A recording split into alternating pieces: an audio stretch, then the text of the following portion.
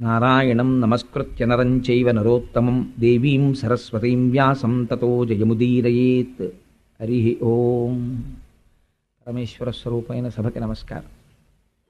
నిన్నటి రోజు ప్రవచనాన్ని పూర్తి చేసేసరికి మహానుభావుడైనటువంటి కృష్ణ పరమాత్మ పరీక్షిత్తుని రక్షించినటువంటి విధానం గురించి నేను 4 మాటలు చెప్పి ఉన్నాను. ఉత్తరాగర్భమనందున్నటువంటి పరీక్షిత్, ఆయన పేరు విష్ణురాతుడు అని పెట్టారు ధర్మరాజు గారు.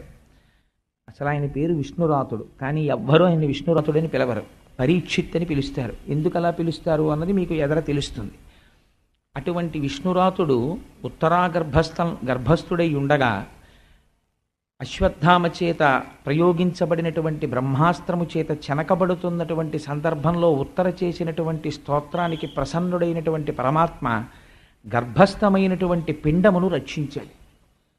తదనంతరము స్వామి అదే రథం దగ్గర హేళగా నిలబడి ఉన్నారు. పరమాత్మ యొక్క చేష్టితములంటే అలా ఉంటాయి. అందుకే అది హేతువుకి దొరుకుతుందా అంటే హేతువుకి దొరికేది కాదు. మహిమ్నా స్తోత్రంలో, శివమహిమ్నా స్తోత్రంలో పుష్పదంతుడు అంటాడు, నమో నీధిష్టాయ ప్రియదవదవిష్టాయ చ నమో, నమక్షోదిష్టాయ స్మరహర మహిష్టాయ చ నమో, నమో వర్షిష్టాయ త్రినయన అవిష్టాయ చ నమో, నమ సర్వస్మైతే తదిగమితి శర్వాయ నమ అంటాడు. బాగా దూరంగా ఉన్నవాడికి నమస్కారం, బాగా దగ్గరగా ఉన్నవాడికి నమస్కారం. మీరు రుద్రాధ్యాయం చూడండి, నమ కపర్దినీ చ వ్యుక్త కేశాయ చ అంటుంది. బాగా జటలు పెంచుకొని జటాజూటం ఉన్నవాడికి నమస్కారం. తల మీద ఒక్క వెంట్రుక లేనటువంటి బోడిగుండుతో ఉన్నవాడికి నమస్కారం. చాలా వృద్ధుడైన వాడికి నమస్కారం, చాలా యవ్వనంలో ఉన్నవాడికి నమస్కారం. ఇవి ఎలా కుదురుతాయి చెప్పండి నాకు? ఇవి రెండూ పరస్పర భిన్నమైనటువంటి విషయాలు. వృద్ధుడిగా ఉన్నవాడు యవ్వనంలో ఉండడు, యవ్వనంలో ఉన్నవాడు వృద్ధుడిగా ఉండడు. రెండూ ఏకకాలమనందు ఉండవు.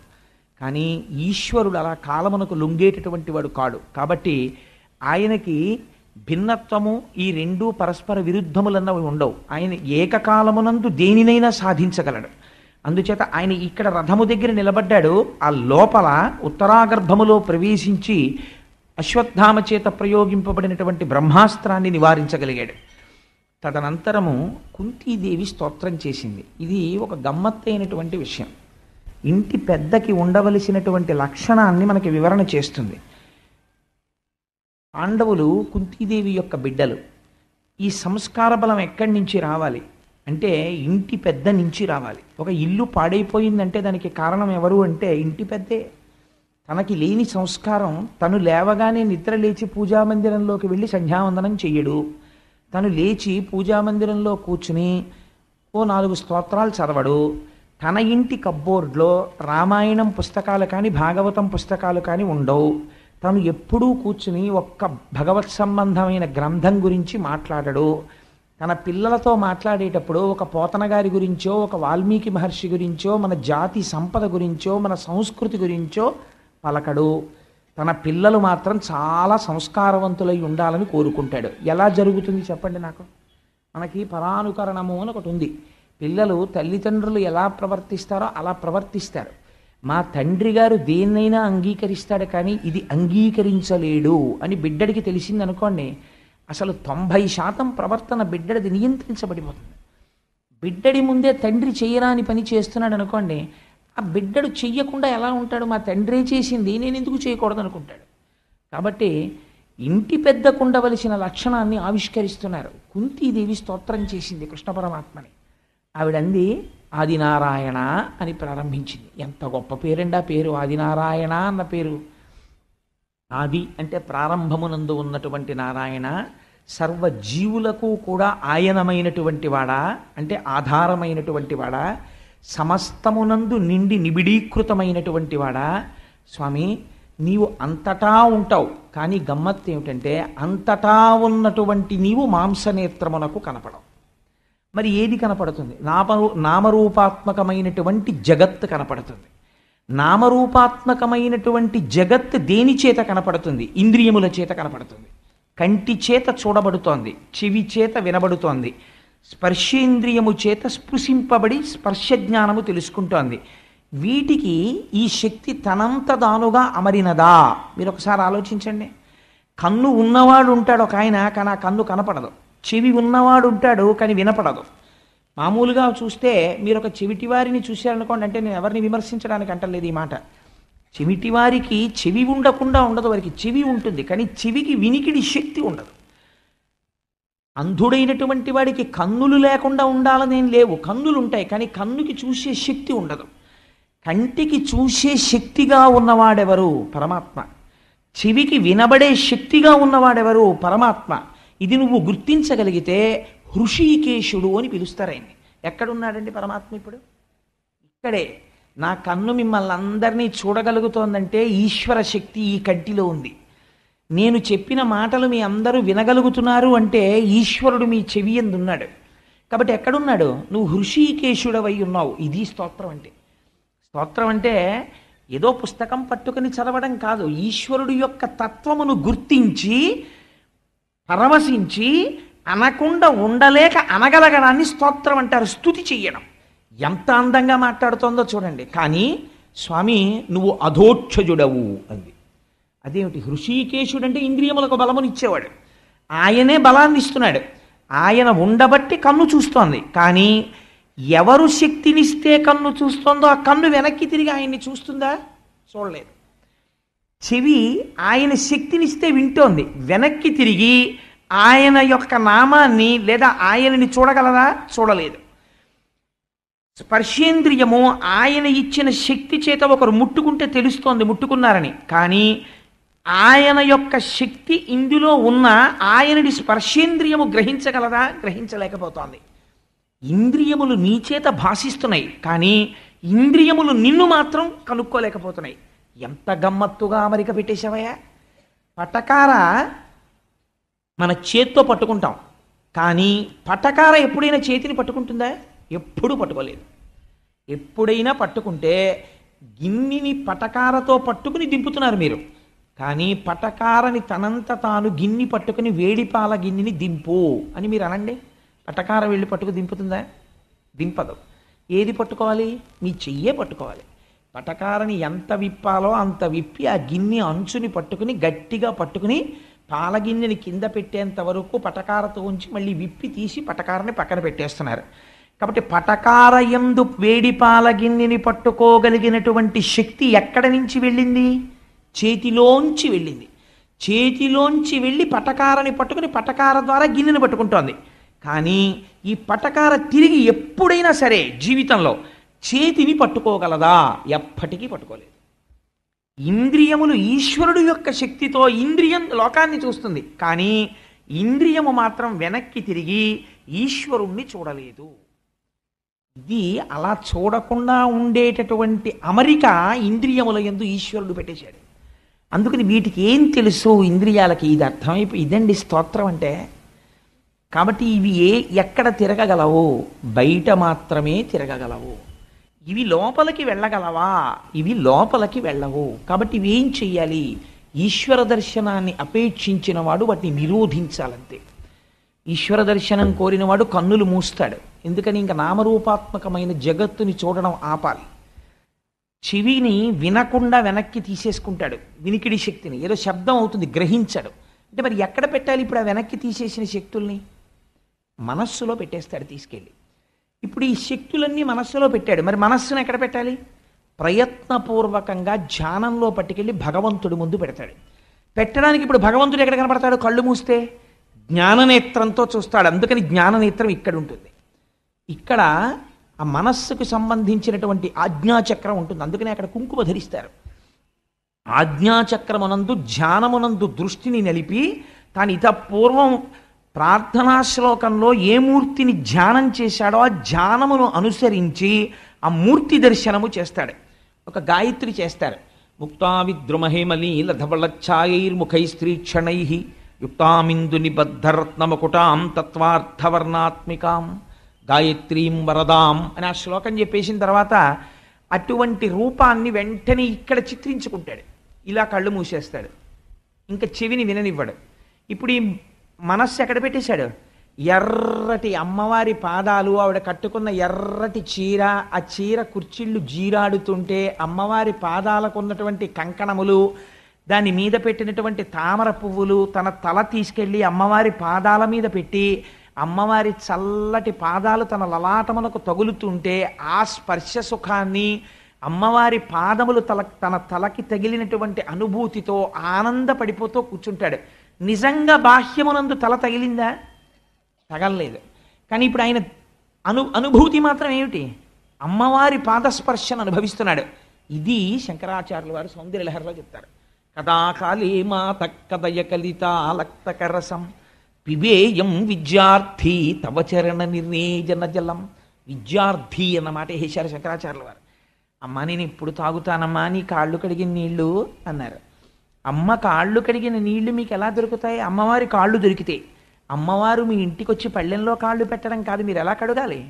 మీరు ఇక్కడ ధ్యానమునందు కూర్చుంటే అమ్మవారి పాదములు ఎలా ఉంటాయో చిటికిన వేలు దగ్గర నుంచి మీకు వచ్చేయాలి. అలా ఎలా ధ్యానం చెయ్యాలో, ధ్యానయోగం ఎలా ఉంటుందో కపిలుడు నేర్పుతాడు సాంఖ్యంలో. ఇంకొక 3-4 రోజుల్లో వచ్చేస్తుంది. అక్కడ విందురు కానీ ఆపాదమస్తకం పాదాల దగ్గర నుంచి పైకి ఎలా వెళ్ళిపోవాలో, మళ్ళీ పైనుంచి కిందకి ఎలా వచ్చేయాలో, నీరాజనం తిరుగుతుంటే ఎలా చూడాలో, మనస్సుని ఎలా లగ్నం చెయ్యాలో ఇవి చెప్తాడు తల్లికి దేవహూతికి. అప్పుడు మీరు ఎలాగో విందురు కానీ. కాబట్టి ఇప్పుడు ఏమైంది? ఇంద్రియములు ఆయన చేత ప్రకాశిస్తున్నాయి, కానీ ఇంద్రియములకు ఆయన దొరకడం.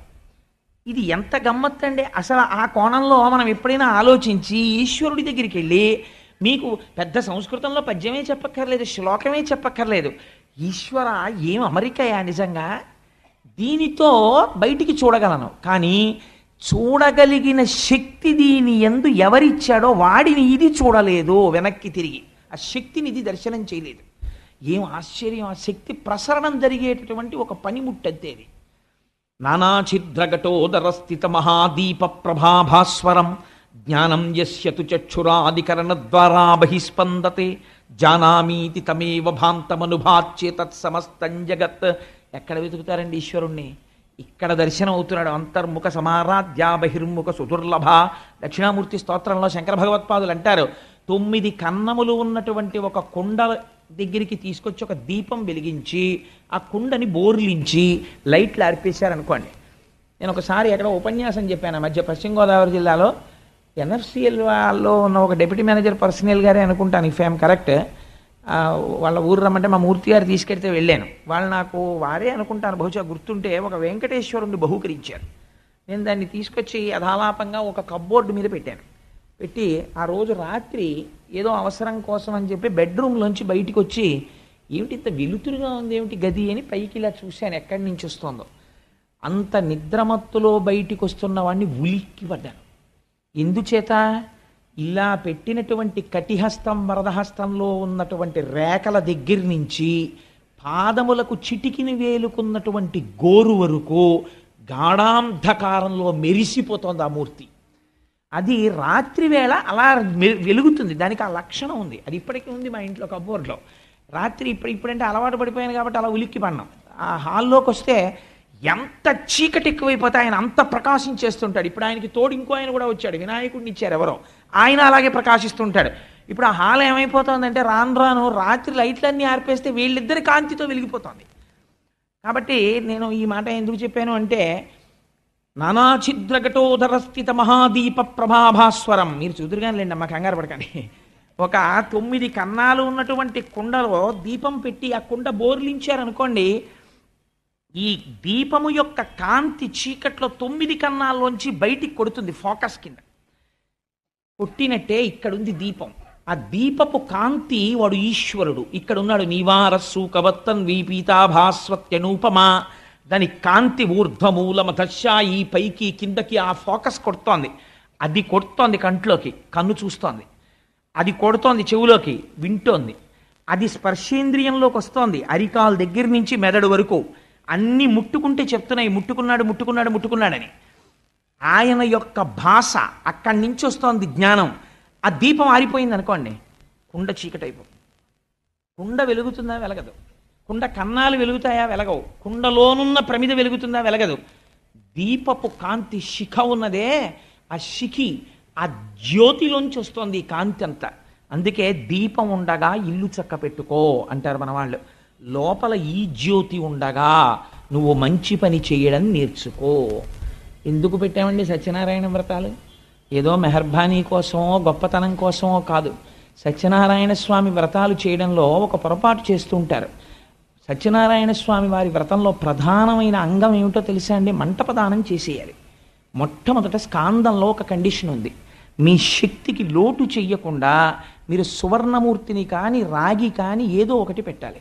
మనం ఎప్పుడు ఏం చేస్తామంటే ఒక కలశపాత్ర పెట్టి ఒక సత్యనారాయణ స్వామి వారి ఫోటో తీసుకొచ్చి అక్కడ పెట్టి వ్రతం చేసేసి మంటప ప్రదానం చెయ్యమని ఆ బట్ట ఇలా ఎత్తమంటారు. ఆ తువ్వాలు ఎత్తి అందులో ఉన్న బియ్యము చెంబు ఆయనకి ఇచ్చేసి, ఇంకా కొంతమంది అయితే ఇంటికి వచ్చిన వాళ్ళు చూడాలని ఓ వెండి అష్టలక్ష్మి చెంబు పెడతారు. పెట్టి తువ్వాలు బియ్యం ఆయనకి ఇచ్చేస్తారు, అష్టలక్ష్మి చెంబు వీళ్ళు ఇంట్లో పెట్టేసుకుంటారు ఆ పూజ చేసిన మూర్తిని. నువ్వు మంటపంలో మూర్తిని పెట్టి పూజ చేసి మంటపం దానం చేసేసిన తర్వాత మంటపాంతర్గతంగా ఉన్నటువంటి మూర్తిని కూడా నువ్వు దానం చేసేసావు. నువ్వు మళ్ళీ దానం చేశానని చెప్పిన దాన్ని తెచ్చి ఇంట్లో పెట్టుకుంటే నువ్వు వెంటనే పొరపాటు చేసేసావా లేదా? నీకు ఎక్కడి నుంచి వస్తుంది వ్రత ఫలితం? అలాగే ఆ గ్రహాల్ని పిలుస్తాం. సత్యనారాయణ స్వామి వారిది చాలా గమ్మత్తైనటువంటి వ్రతం అండి. ఒక్కొక్క గ్రహాన్ని పిలుస్తాం. పిలిచినప్పుడు ఆయన ఒక రంగు బట్టలు కట్టుకుంటాడు, ఒక వాహనం ఎక్కుతాడు, కొన్ని ఆభరణాలు వేసుకుంటాడు.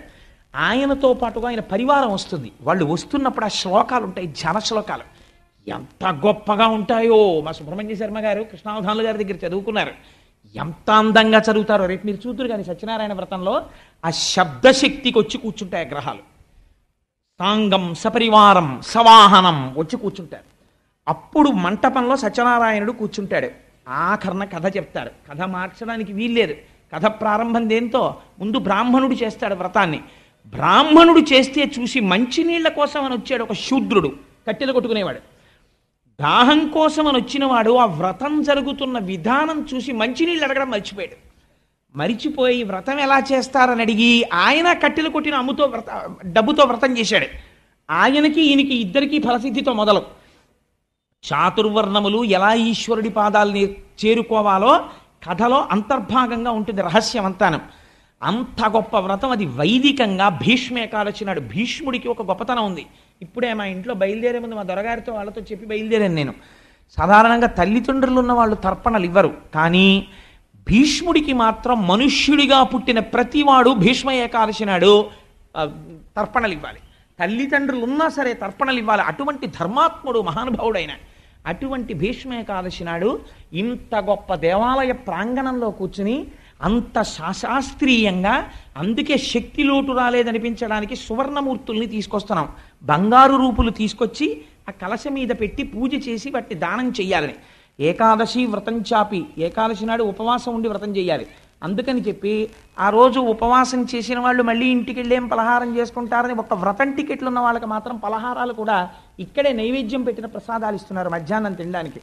ఇన్ని ఏర్పాట్లు చేస్తున్నారు. కానీ ఒక్కటే లోటు ఏంటంటే అకామిడేషన్ అనేటటువంటిది మనం పెంచలేం.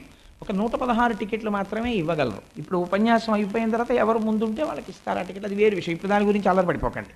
సరే, అందుచేత నేను ఈ మాట ఎందుకు ప్రస్తావన చేయవలసి వచ్చిందంటే అనుషంగికంగా అంతర్భాగంగాను ఇంద్రియములకు శక్తినిచ్చేవాడు ఆయన, కానీ ఇంద్రియములకు ఆయన దొరికేవాడు కాడు. అందుచేత ఆయన ఏకకాలమునందు 2 భిన్నమైన నామములతో పిలవబడుతున్నాడు. ఒకటి, ఈశ్వర నువ్వు అదోక్షజుడవు, నువ్వు హృషీకేశుడవు. ఇటువంటి స్వామివి నువ్వు ఆదినారాయణుడవు, ఉన్నది నువ్వు ఒక్కడివే. ఆ తర్వాత ఇంత విశ్వముగా నువ్వు పరిఢవిల్లేవు. అటువంటి తండ్రి నువ్వు ఈ ఉపసంహారం ఎవరు చేయాలి మరి అంటే ఇవాళ రథసప్తమి. కుంతీదేవి ఎంత గొప్ప మాట అందో చూడండి. కాలస్వరూపుడవై నువ్వు సూర్యనారాయణుడవు అంది. ఒకే ఇంట్లో ఒక తల్లి కడుపున ఒక ఇద్దరు పుట్టిన మగపిల్లల్లో 2 మగపిల్లలకి ఆదినారాయణ సూర్యనారాయణ అని పేర్లు ఉన్నాయనుకోండి, ఆ తల్లిదండ్రులు ఎంత సంస్కారవంతులో. ఆదినారాయణుడు సృష్టి చేశాడు, సూర్యనారాయణుడు కాలాన్ని నడిపాడు. అందులో ఎదుగుదలుంది, పెరుగుదలుంది, సమర్థత ఉంది, నిర్వహణ ఉంది, లయం ఉంది. ఆ కాలంలో పడిపోతున్నారు మళ్ళీ జీవులన్నీ. కాబట్టి ఎవరు చేస్తున్నారు ఇదంతా? ఆదినారాయణ సూర్యనారాయణ 2గా ఉండి ఇవి చేస్తున్నవాడివి నువ్వే. పేర్లు 2, తత్వం ఒక్కటే. ఏం ఆశ్చర్యం తండ్రి, ఎంత గొప్పవాడివి నువ్వు. ఇన్ని చేసేటటువంటి నిన్ను ఎవరు దర్శనం చెయ్యగలరు? మహాయోగులైన వారు దర్శనం చేస్తారు, నిర్మల మనస్కులు దర్శనం చేస్తారు, పరమహంసలు దర్శనం చేస్తారు. సమాధిమగ్నులై సంసారములను విడిచిపెట్టి నీ గురించి ధ్యానము చేసి చేసి చేసి చేసి నీ యొక్క అనుగ్రహమును పొందిన వారు దర్శనం చేస్తారు తప్ప సంసార లంపటమునందు పడిపోయి ఉన్న వాళ్ళకి నీ దర్శనం అవుతుందా? అవదు. అందున విశేషించి నేను స్త్రీని, ఆడదాన్ని కాబట్టి సహజంగా నాకు కర్మ చేసేటటువంటి అధికారం తక్కువ. అందుకని నేను విశేషమైనటువంటి పూజలు, వ్రతాలు, నోములు, అభిషేకాలు చేసేదాన్ని కాదు. అజ్ఞురాలిని అంటే పెద్దగా జ్ఞానం ఉన్నదాన్ని కాను. ఇటువంటి నాకు శ్రీమన్నారాయణుడవైన నీవు పరమహంసలు చూడలేని తత్వాన్ని ఈ మాంసనేత్రము చూడలేదు. అటువంటి మాంసనేత్రము చూడడానికి వీలుగా తండ్రి కరచరణాదులతో కదిలి వచ్చి నా ఎదుట నిలబడి నాకు ఉపకరించి నా చేత నమస్కారమును పొందుతున్నావా? ఏమయ్యా నీ సౌశీల్యం, ఏమి నీ దయ, ఎంత అదృష్టవంతురాలి నేను. కాబట్టి నిన్ను ఏమని స్తోత్రం చేయను కృష్ణ, నా నమస్కారం అర్పిస్తున్నానంది. ఏమి స్తోత్రం చూడండి. నిజంగా మీ ఇంట ఉన్నాడా లేడా? కృష్ణుడు అలాగా ఉన్నాడు. ఎక్కడున్నాడు? మీరు కొని తెచ్చుకున్న మూర్తి అన్ననాడు లేడు. నా ఇంటి పూజామందిరంలో కృష్ణుడే ఉన్నాడన్న భావనతో మీరు అనుకున్న నాడు మీ ఇంట్లో కూడా అలాగే ఉన్నాడు. కుంతీదేవి చేసిన స్తోత్రానికి ఎలా ఉన్నాడో మీ ఇంట కూడా అలాగే ఉన్నాడు. ఆవిడంది కృష్ణాయ వాసుదేవాయ హరయే పరమాత్మనే ప్రణత క్లేశనాశాయ గోవిందాయ నమో నమః. కృష్ణ నువ్వు అంతటి వాడివి. శ్రీకృష్ణ యుధభూషణ నరసఖ శృంగార రత్నాకర లోకద్రోహి నరేంద్ర వంశదహన లోకేశ్వర దేవతానీక బ్రాహ్మణ గోగణర్తిహరణ నిర్వాణ సంధాయక నీకు నృత్యద త్రుంపవే భవల తల్నిచ్చాను కంపానిధి. ఎంత గొప్ప పద్యం అండి. నిజంగా ఆవిడ ఎటువంటి స్తోత్రం చేసిందో చూడండి. స్వామి నువ్వు జన్మించినది ఎవరి కోసం జన్మించావు? ఒక్కసారి అడిగితే 10 మాటలు పెట్టే లక్షణం ఉన్నవాడివయా, ఎంతటి ఉదారుడవు నువ్వు. అందుకే పెద్దాపురంలో ఉన్న అమ్మవారికి మరిడమ్మ తల్లి అని పేరు. ఒక్కసారి వెళ్ళి ఆవిడ మ్రోల నిలబడి అడిగితే మళ్ళీ అడిగాడా అడగలేదా అని చూడకుండా మళ్ళీ మళ్ళీ పెట్టడం అలవాటైన తల్లి కాబట్టి మరిడమ్మ తల్లి. అటువంటి తల్లి ఎలా పెడుతుందో అలా కృష్ణ భగవానుణ్ణి సుతపుడు పృష్ణి అనబడేటటువంటి ఇద్దరు తపస్సు చేశారు. భగవానుడు ప్రత్యక్షమయ్యాడు. ఏం కావాలి మీకని అడిగాడు. వాళ్ళు విచిత్రమైన కోరిక కోరారు. నీలాంటి కొడుకు కావాలన్నారు. నాలాంటి కొడుకు పుట్టాలంటే నేను తప్ప ఇంకోడు లేడు సృష్టిలో, కాబట్టి నేనే పుడుతున్నాను మీ కడుపునన్నాడు. ఏం చెయ్యాలి? ఓసారి అడిగారు కాబట్టి పుట్టేస్తానని పుట్టేయాలి. ఇంత ఆర్తితో ఇంత తపస్సు చేసి నన్ను చూసి నాలాంటి కొడుకు కావాలన్నారు కదా, మీ ముచ్చట తీరడానికి 3 మాటలు పుడతానండి. ఎవరంటారండి? మనందరం ఏమంటాం? ఇంత జ్ఞానం వస్తే ఇంకా మాకు జన్మొద్దు, మము పర్దేహో జన్మ జన్మాంతరేషు, ఇంకా నాకు జన్మొద్దు, ఇంకా నాకు జన్మొద్దు అంటాం. ఆయన అన్నాడు నేను 3 మాటలు పుడతాను మీ కడుపునన్నాడు. పుట్టడం కూడా ఎలా? ఏదో హేళగా పుట్టడం కాదు. నాకు వేడుక పుట్టు నీ సుపుడని నర్తించి వర్తింపగాన్. అమ్మా నీ కడుపులోంచి బయటికి వచ్చి నీ కొడుకుని అనిపించుకుని ఆడుకుని నీ ఒళ్ళో పడుకుని నీ పాలు తాగి అజ్ఞానంతో ఉన్న పిల్లవాడు ప్రవర్తించినట్టు ప్రవర్తించి నువ్వు ఇలా చేయి పట్టుకుని హాయ్ కృష్ణ అని ఇలా వేలు చూపిస్తే బెంగ పెట్టేసుకుని ఏడుస్తూ నించోవాలమ్మా. అలా కోరికగా ఉంది, అలా పుడతానమ్మా అన్నది. ఎంత దయాశాలివయ్యా నువ్వు. అలా పుట్టావా? సుతపుడు పృష్ణికి పృష్ణి గర్భుడు అన్న పేరుతో ఒకసారి పుట్టావా? రెండవసారి అదితి కశ్యపులకు వామనమూర్తిగా పుట్టావా? మూడవసారి దేవకీ వసుదేవులకు కృష్ణ భగవానుడిగా పుట్టావా? ఏం ఆశ్చర్యం. నువ్వు పుట్టింది బంధనంలో పుట్టావు. నువ్వు బంధనంలో పుట్టి నీ తల్లిదండ్రుల యొక్క బంధనములు తీసేశావు. అంతకుముందు వాళ్ళు కారాగారంలో ఉన్నారు. నీవు జన్మించి ఏం చేశావు? ఎవరైతే వాళ్ళని ఖైదు చేశారో ఆ ఖైదు చేసిన వాళ్ళని నిర్జించావు, వాళ్ళని ఓడించావు. ఓడించి నీ తల్లిదండ్రులైన దేవకీ వసుదేవుల్ని చెరసాల నుంచి విడిపించావు. కృష్ణ నీ అనుగ్రహం లేనినాడు పాండవులకి మాకు బ్రతుకెక్కడుంది? భగవంతుని యొక్క స్తుతి అంటే అస్తమానం ఏదో స్తోత్రం చెయ్యడం కాదండి. స్తుతి అంటే మీకు చేసిన ఉపకారము ఈశ్వరుడి వలన జరిగినది అని గుర్తిరిగి కృతజ్ఞతను ఆవిష్కరించుట అంతే స్తోత్రం అంటే. నాకు ఆఫీసులో ఓ ప్రమోషన్ వచ్చింది అనుకోండి, పైకి నేను మా ఆఫీసర్ గారికో నా కొలీగ్స్కో ఎవరికో కంగ్రాట్స్ అంటే ఓసారి చేయి కలిపి థ్యాంక్ యూ అనొచ్చు. కానీ అసలు థ్యాంక్స్ చెప్పవలసింది ఎవరికో తెలుసా అండి? ఈశ్వర, ఇన్ని కోట్ల మంది ఉద్యోగం లేకుండా తిరుగుతున్న రోజుల్లో ఆఫ్టర్ ఆల్ నేను చదువుకున్న BCom PG diploma in industry relations personnel మేనేజ్మెంట్కి నాకు ఉద్యోగం ఇచ్చి నా కాళ్ళు చేతులు నా మేధ దెబ్బ తినకుండా నన్ను కాపాడి నాకు ప్రమోషన్ ఇచ్చి నువ్వు ఈ ఉద్యోగంలో ఉండడానికి అర్హుడివి అని నా చేత అనిపించి నాకు అధికారం ఇచ్చి నన్ను 10 మంది చూసి నమస్కరించేటట్టు చేసినటువంటి స్వామివి నువ్వు కదా. నీ అనుగ్రహం లేని నాడు నాకు ఇది ఎక్కడి నుంచి వస్తుంది? నాకు ఇటువంటి అనుగ్రహం ఇచ్చి నేను 10 మంది చేత గౌరవింపబడుతుంటే నన్ను నమ్ముకున్నందుకు నిన్ను ఇంత గౌరవింప చేశాను చూసావా అని నువ్వు పొంగిపోతున్నావా?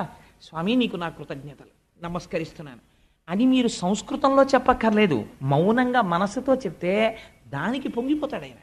ఇది చెప్తోంది కుంతీదేవి. ఆవిడంది, శ్రీకృష్ణ యదుభూషణ నరసఖ శృంగార రత్నాకర, స్వామి నువ్వు మాకెంతటి ఉపకారం చేశావయ్యా.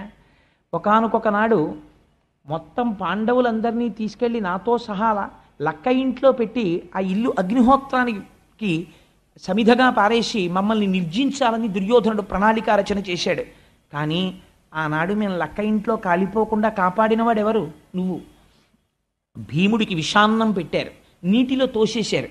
ఆ భీముడు మరణించకుండా కాపాడినవాడివెవరు? నువ్వు. ద్రౌపదీదేవిని భర్తలు 5గురు ఎదురుగుండా చూస్తూ ఉండగా ఓడిపోయారు మీరు అనేటటువంటి మాట అడ్డుపెట్టి బోనులో పెట్టిన సింహాల్ని పెట్టినట్టు ధర్మం అనేటటువంటి పాశము చేత కట్టి కూర్చోపెట్టి అంతవంటి తేజోమూర్తులు అపర యమధర్మరాజు, అటువంటి ధర్మరాజు అక్కడ కూర్చునున్నాడు. గదాదండమును తిప్పితే అగ్నిహోత్రమును సృష్టించి కొన్ని వేల తలలు పగలగొట్టగలిగిన భీమసేనుడున్నాడు. గాంధీవమును చేతపట్టి 2 చేతులతో బాణాలు ప్రయోగించగలిగిన సర్వశస్త్రాస్త్ర సంపన్నుడైన అర్జునుడున్నాడు. అంత గొప్ప వీరులైన నకులు సహదేవులున్నారు. 5గురికి పత్ని అయి మహాపతివ్రత అయిన ద్రౌపదిని నిండు సభలోకి ఈడ్చి దుశ్శాసనుడు బట్టలాగేస్తుంటే ఎవరు రక్షించగలిగారు? గోవిందా అని పిలిస్తే పరిగెత్తుకొచ్చి రక్షించిన వాడివి నువ్వు. లేనినాడు మా పాండవ వంశానికి మర్యాద ఎక్కడుంది? గౌరవం ఎక్కడుంది? స్వామి నువ్వు మా వంశానికి రక్షకుడవు.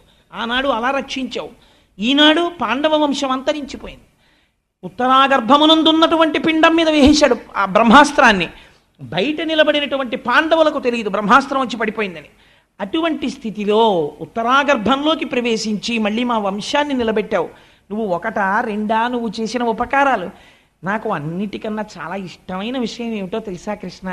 కుంతీదేవి స్తోత్రం చేస్తుందండి. ఎంత గొప్ప మాట అంది తల్లి. నిజంగా ఇంత గొప్పవాడివి, ఇన్ని చెయ్యగలిగిన వాడివి, ఇన్ని లీలలు చేసిన కృష్ణ, నిన్ను నేను అంత గొప్పవాడివని ఇలా చూడ్డం కన్నా నాకు ఏది ఇష్టమో తెలుసా?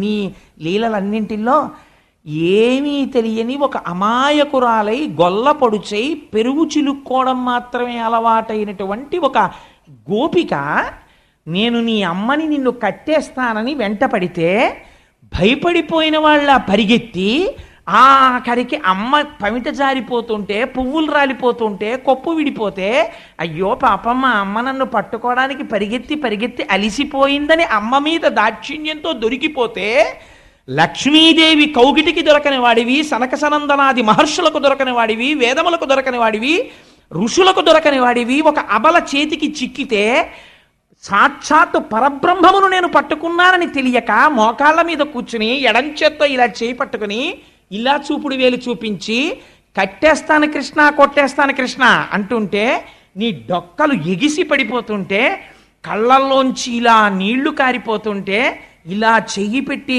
నలిపేస్తుంటే, అరిచెయ్యి నలుపు, బుగ్గలు నలుపు, కళ్ళు నలుపు, బుగ్గలు ఎరుపెక్కిపోయి ఇలా ఇలా ఇలా ఒదిగిపోయి భయంతో అమ్మా నన్ను కొట్టకే అని ఆ రోజున నువ్వు భయపడిపోయినటువంటి లీల నా కళ్ళల్లో ఉంది కృష్ణ. ఎంత లీల చేశావయ్యా ఆ రోజున. నువ్వు నటించిన భయం చూసి భయానికి భయం వేసింది అది కుంతీదేవి. కృష్ణ అది నా మనస్సులో ఉండిపోయిందండి. అందుకే ఆవిడ కర్మబంధములు తెగిపోయాయి. ఉలూకల బంధన వృత్తాంతం ఎవరు వింటారో వాళ్ళ కర్మపాశములు తెగిపోతాయి. దశమస్కంధంలో వస్తుంది ఉలూకల బంధన వృత్తాంతం. అటువంటి మూర్తివి నువ్వు నా కన్నులలో ఉండిపోయావు కృష్ణ.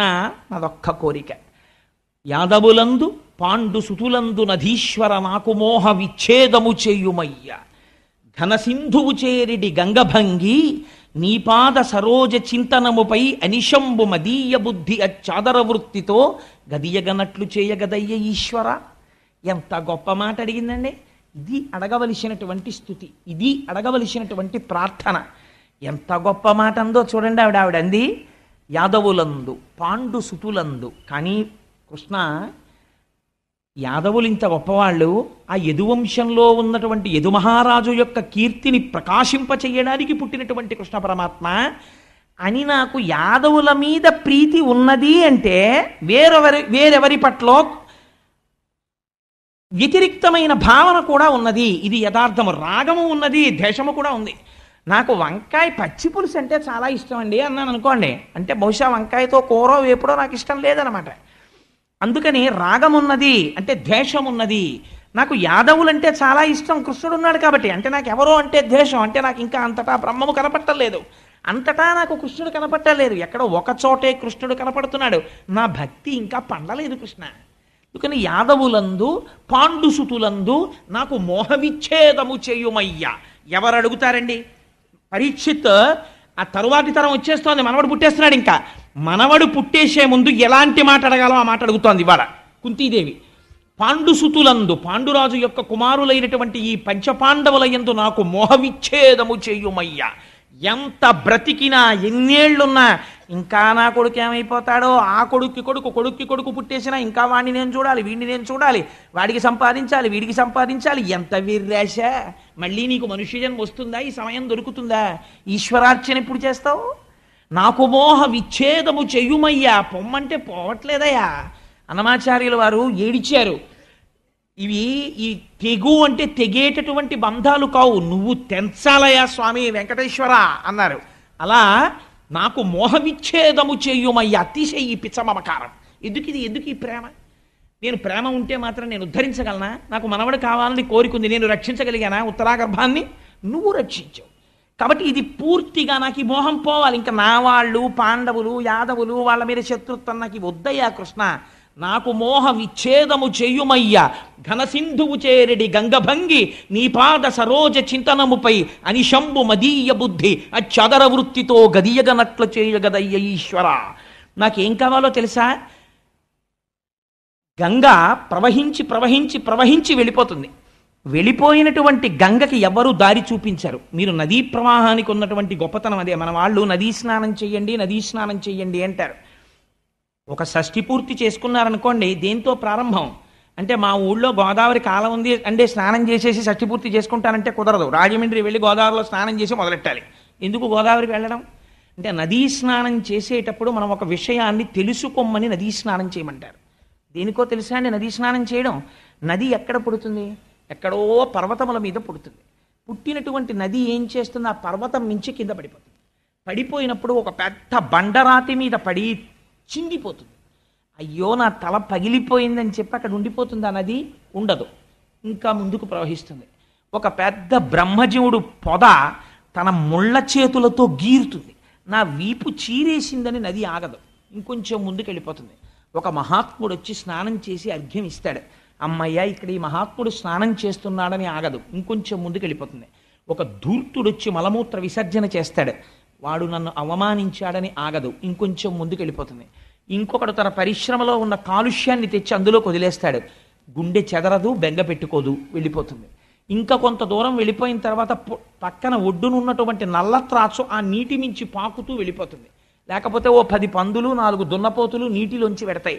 అయ్యో నాలోంచి 4 పందులు వెళ్ళాయని బెంగెట్టుకోదు, వెళ్ళిపోతుంది. ఈ ప్రయాణం ఎంతవరకు ఇలాగా? ఎవరు దారి చూపిస్తారు? ఎక్కడికి ఎడతావు గంగా, ఎక్కడికి ఎడతావు గంగా అంటే నేను సముద్రానికి ఎడతాను రా అంటే ఇలా కాదు ఇల్లారా అని చెప్పి ఎవరైనా తీసుకెడతారా? ఎక్కడ పుట్టిందో గోదావరి, ఎక్కడ మహారాష్ట్రలో నాసికాత్రయంబక్, అక్కడ పుట్టి ప్రవహించి ప్రవహించి ప్రవహించి ప్రవహించి చిట్ట చివరికి ఎవరు దారి చూపించారో తెలియదు. ఎక్కడ ఆగిపోయింది ప్రయాణం? ఘనసింధువు చేరిడి గంగభంగి, సముద్రం దగ్గరికి వెళ్ళి కలిసిపోయింది. నేను ఇంత తీయటిదాన్ని ఉప్పు నీటిలో కలిసిపోవడమా అని చూసుకోలేదు, కలిసిపోయింది. ఇలా అందుకే సాగర సంగమం పవిత్రం. అక్కడ వరకు ఇటు నది కనపడుతుంది, అటు సముద్రం కనపడుతుంది. ఇలా మీరు చూస్తే ఈ నది అటు సముద్రంలో కలిసిపోయింది. కలిసిపోయాక ఇలా తీసి నోట్లో పోసుకోండి నీళ్లు, అంతే. ఇంకా నదికి సముద్రానికి తేడా లేదు, కలిసిపోయింది. అలా ఈ పద్యమే శివానందలహరిలో శంకరాచార్యుల వారి చేతిలో పడి అంకోలం నిజబీజ సంతతి రయస్కాంతోపలం సూచిక సాధ్వీనైజ విభుంలతాక్షితిరుహం సింధు సరిద్వల్లభం ప్రాప్నోతి యథా తథా పశుపతే పాదారవిందద్వయం చేతోవృత్తిరుపేత్య తిష్టతి సదా సభక్తిరుచ్యుత్యతే. సముద్రాన్ని చేరిపోయినటువంటి నదిలా విడదీసి చూపించడానికి వీలు లేని రీతిలో నాలో ఉన్నటువంటి తేజస్సు నీలోకి కలిసిపోయి అవిభాజ్యమై విడదీసి చూపించడానికి వీలు లేని రీతిలో నీలో కలిసిపోవడానికి కావలసినటువంటి భక్తి నాకు కటాక్షించు. ఆ భక్తి ఎలా ఉండాలో తెలుసా కృష్ణ? నీపాద సరోజ చింతనముపై ఇంకా మధ్యలో పూజ చేస్తున్నాడు పాప ఆవిడండి, చక్కగా హాయిగా చక్కగా పూజ చేసుకుంటారు, రామాయణం చదువుకుంటారు, ఓ కొడుకుతో కోడలతో ఎవరితో పేచి ఉండదు ఆవిడికి, ఒక్కళ్ళనొక మాట అనరు, ఎవరన్నా ఏమన్నా నవ్వేస్తారు, ఎంత మంచి ఆవిడో అని ఆ పోర్షన్ వాళ్ళు ఈ పోర్షన్ వాళ్ళు ఆ ఇంటి వాళ్ళు ఈ ఇంటి వాళ్ళు వచ్చి 4 అక్షతలు అట్టుకొచ్చి అమ్మ మీ చేత్తో ఆశీర్వచనం చేయండి అని నమస్కారం చేస్తారు. చూసారా, నేను చూసే పూజకి ఎంత బాగా వాళ్ళందరూ నాకు నమస్కారాలు ఎడుతున్నారో, బాగుండదు వాళ్ళు దండాలు ఎట్టని పూజ చేశారనుకోండి, అయిపోయింది అంతే ఆ పూజ. లేకపోతే ఏమిటో ఊరికే 5 గంటలకి లేచిపోయి ఈ పూజ ఈవిడ తినేస్తుంది బాబా, అలారం పెట్టేస్తుంది, లేకపోతే లేచిపోతే తలుపు తీసి టక్కు టిక్కు చప్పుడు అన్నారు ఒకళ్ళు, బాధపడిపోదు. లోకుల్నంగని మెచ్చని అలుగని లోలోన నిందించని చీకాకున్బడని మహాత్ముడనని జేలొగ్గని మూకీ భావమునన్ తిట్టని త్రోయని నీ కారుణ్యము కలిగి ఉండినను అంతే చాలునో శంకర. ఒక నమస్కారం, వాడు తెగిడాడు 2 నమస్కారాలు. నాకు కావలసిందేమిటి? ఘనసింధువు చేరిడి గంగభంగి నీపాద సరోజ చింతనముపై ప్రవహించి వెళ్ళిపోవాలంతే. ఇది ఎలా ఉండాలి ఈ ప్రవహించడం అన్నది? అత్యాదర వృత్తితో. రేపు శనివారం అండి, తెల్లవారకట్ల లేచి 5 గంటలకి సుప్రభాతం చేసుకోవాలి, ఈ శనివారం ఒకటి బాబు అస్తమానం వచ్చేస్తోంది, చచ్చిపోతున్నాను లేవలేక అని విసుక్కుని వచ్చేసింది శనివారం అని 5 గంటలకు అలారం కొట్టేటప్పటికి అనవసరంగా పెట్టుకున్నాను ఈ అలవాటు సుప్రభాతం చేయడం, లేవలేకపోతున్నాను, ఏం చేస్తాను అని మళ్ళీ ఏమన్నా వెంకటేశ్వర స్వామి వారు విని నా సుప్రభాతం నీకంత బరువు అయిపోయిందా అని ఏమైనా చేస్తాడేమో అని భయం వేసి ఇలా లెంపలేసుకుని ఏమిటో నాయన సంసారంలో ఉన్నాను ఏదో అంటాను పట్టించుకోకు అని మళ్ళీ వెళ్ళి పూజా మందిరంలో కూర్చున్నటువంటి పూజ దేనికోసం? ఎందుకు ఆ పూజ? అందుకోసం కాదు. మన్మూర్ధ్నికాళియపనే వికటాట వీషు శ్రీ వెంకటాద్రిశిఖరే శిరసశ్రుతీనాం చిత్తేప్యనన్య మనసాం సమమాహితౌతే శ్రీ వెంకటేశ చరణౌ శరణం ప్రపద్యే అని నువ్వు శరణాగతి చేస్తుంటే నీ మనస్సు రమించిపోవాలి. ఒక్కొక్క శ్లోకం చదువుకుంటుంటే స్వామి మీద అబ్బా యోషా గణీనవరదగ్ని విమధ్యమాని ఘోషాలయేషు దిమంథన తీవ్ర ఘోషా రోషాత్ కలిం విదధతే కకుభశ్చ కుంభా శ్రీ వెంకటాచలపతే తవ సుప్రభాతం అని ఎప్పుడు చదువుతారని మనసు ఉరకలు వెయ్యాలి. వెంకటేశ్వర రా లే అంటే లేవకపోతే నీకు గుర్తుందా? పక్క ఇళ్లల్లో గోపికల ఇళ్లల్లోకి వెళ్ళి వెన్న దొంగతనం చేసేవాడివి, వాళ్ళ ఇళ్లల్లో నువ్వు పుట్టిన తర్వాత నువ్వు మాధవుడివి కదా, లక్ష్మీదేవి భర్తవి, నువ్వు పుట్టిన తర్వాత 2 షేర్లు పాలిచ్చే ఆవులు 4 షేర్లు ఇవ్వడం మొదలెట్టాయి. దాంతో ఇంతంత కడవల్లో పెరుగు ఇలా గడ్డ పెరుగుండేది, దానికో కవ్వం, ఆ కవ్వానికో తాడు, ఎన్నాళ్ళైందో చూసి మొన్న కాపవరంలో మా సూర్యనారాయణ గారి ఇంట్లో చూసాం. ఆ కవ్వం అది పట్టుకుని చిలకడంలో ఒక అందం, ఆ చిలుకుతుంటే గట్టి పెరుగులోకి తిరగలేక కవ్వం తిరుగుతుంటే ఈ కవ్వం చప్పుడు అప్పుడప్పుడు టక్ అని కుండకి తగులుతుంటుంది, కుండ చప్పుడు కవ్వం చప్పుడు, చెస్ అని కవ్వం, టక్ అని కుండ కొట్టుకుంటుంటే కుండకి కవ్వానికి పెరుగుకి కవ్వానికి యుద్ధం జరుగుతోందా అన్నట్టుగా చప్పుళ్ళు వస్తున్నాయ్యా, గుర్తు రావట్లా కృష్ణావతారం లేచిరా అని పిలుస్తుంటే మీరు యోషా గణైనవ రదగ్ని విమధ్యమాని ఘోషాలయేషు దిమంథన తీవ్ర ఘోషా. స్వామి వెంకటాచలంలో ఇది చదువుతుంటే వకుళమాత అక్కడేగా ఉంది యశోదా రూపంలో.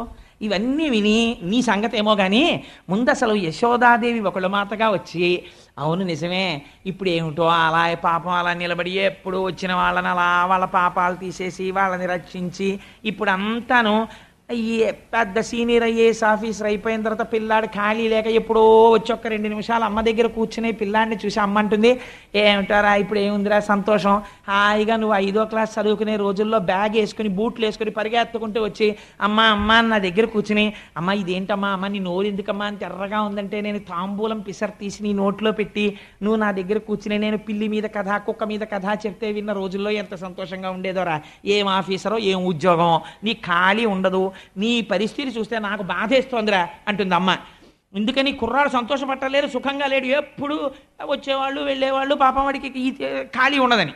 అలా నాకనిపిస్తుంది యోషా గణేన వరదగ్ని విమధ్యమానే ఈ శ్లోకం సుప్రభాతంలో జరిగితే ఒకళ్ళ మాట ఏమనుకుంటుంది, మీరందరూ ఇలా సుప్రభాతాలు చదువుతారు కానీ పాపం బిడ్డడి అవతారంలో ఏం సుఖపడ్డాడు, అలా నిలబడ్డవాడు నిలబడ్డట్టు 10 నిమిషాలు అవ్వలేదు 2ంటికి తలుపేశారు 3ంటికి సుప్రభాతం పాడేస్తున్నారు, బిడ్డడు పడుకున్నాడో పడుకోలేదో మీకు అక్కర్లేదు, పైగానేమో ఆ రోజుల్లో ఆ కడవలో పెరుగు చప్పుడైంది అని అండం ఒకటి అని అక్కడ ఒకళ్ళు మాత ఇలా ఒకసారి మూతి తిప్పుకుని ఆ రోజుల్లోనే హాయిగా ఉండేది, చక్కగా నందవ్రజంలో ఆడుకుంటూ తిరుగుతూ ఉండేవాడు నా చుట్టూను. ఇప్పుడు ఏముంది పాపం నైవేద్యాలని పేరే కానీ లడ్డూలు యంత్రాలు ప్రసాదాలు వీటికే సరిపోయే అని ఒకళ్ళ మాత మీకు జ్ఞాపకానికి వచ్చి ఆ ఎన్ని మాటలు చదువుతున్నా మీకు ఆ వెంకటాచలానికి మనస్సు వెళ్ళిపోయి ఒకళ్ళ మాత గోడ ఆ కన్నం అందులోంచి వంటశాల అమ్మవారు పిల్లాడికి ఎప్పటికీ వంటలు చేయించి వెంకటేశ్వర నువ్వు తిను పులిహార తిను ఇవాళ బాగుంది ఒరే జీడిపప్పు ఎక్కువించాను అని చెప్పి అంత స్వతంత్రంగా కూర్చుని పెడుతూ ఉంటే లేత అరిటాకు దగ్గర కూర్చుని అత్తయ్య గారు నేను వడ్డిస్తానులేండి అంటే ఉండమ్మా వాడికి వడ్డించుకోవడంలో నాకు తృప్తి అని ఒకళ్ళ మాత వడ్డిస్తుంటే సరే మీరే వడ్డించండి లక్ష్మీదేవి కాళ్ళ గజ్జలు గల్లుమనేటట్టు మణిమంజీరములు మోగుతుండగా పాయస పాత్ర అక్కడ పెడితే ఒకళ్ళ మాత స్వతంత్రంగా తీసి ఇలా వేస్తే నీ చేతి కంకణములు కణకణలాడుతుండగా నువ్వు పాయసం తీసుకుని తింటున్నప్పుడు ఒక కులమాత ఎంత పొంగిపోయి ఉంటుందో స్వామి. యోషా గణేన వరదగ్ని విమధ్యమానే అని ఒక శ్లోకానికి పరవశించడానికి మీరు పరిగెత్తారనుకోండి పూజామందిరంలోకి, అప్పుడు మీరు పూజ చేశారు తప్ప చాలు ఆ ఒక్క శ్లోకం అయిపోయింది మీ పూజ, రమించిపోయింది మీ మనస్సు. ఒక ఉదాహరణకి చెప్పానంతే. అలా మీరు రమించగలిగినప్పుడు ఆ ఆనందం కోసం 1కి 10 మాటలు పరిగెడతారు. చూసిన సినిమాయే 1000 మాటలు చూసినట్టు.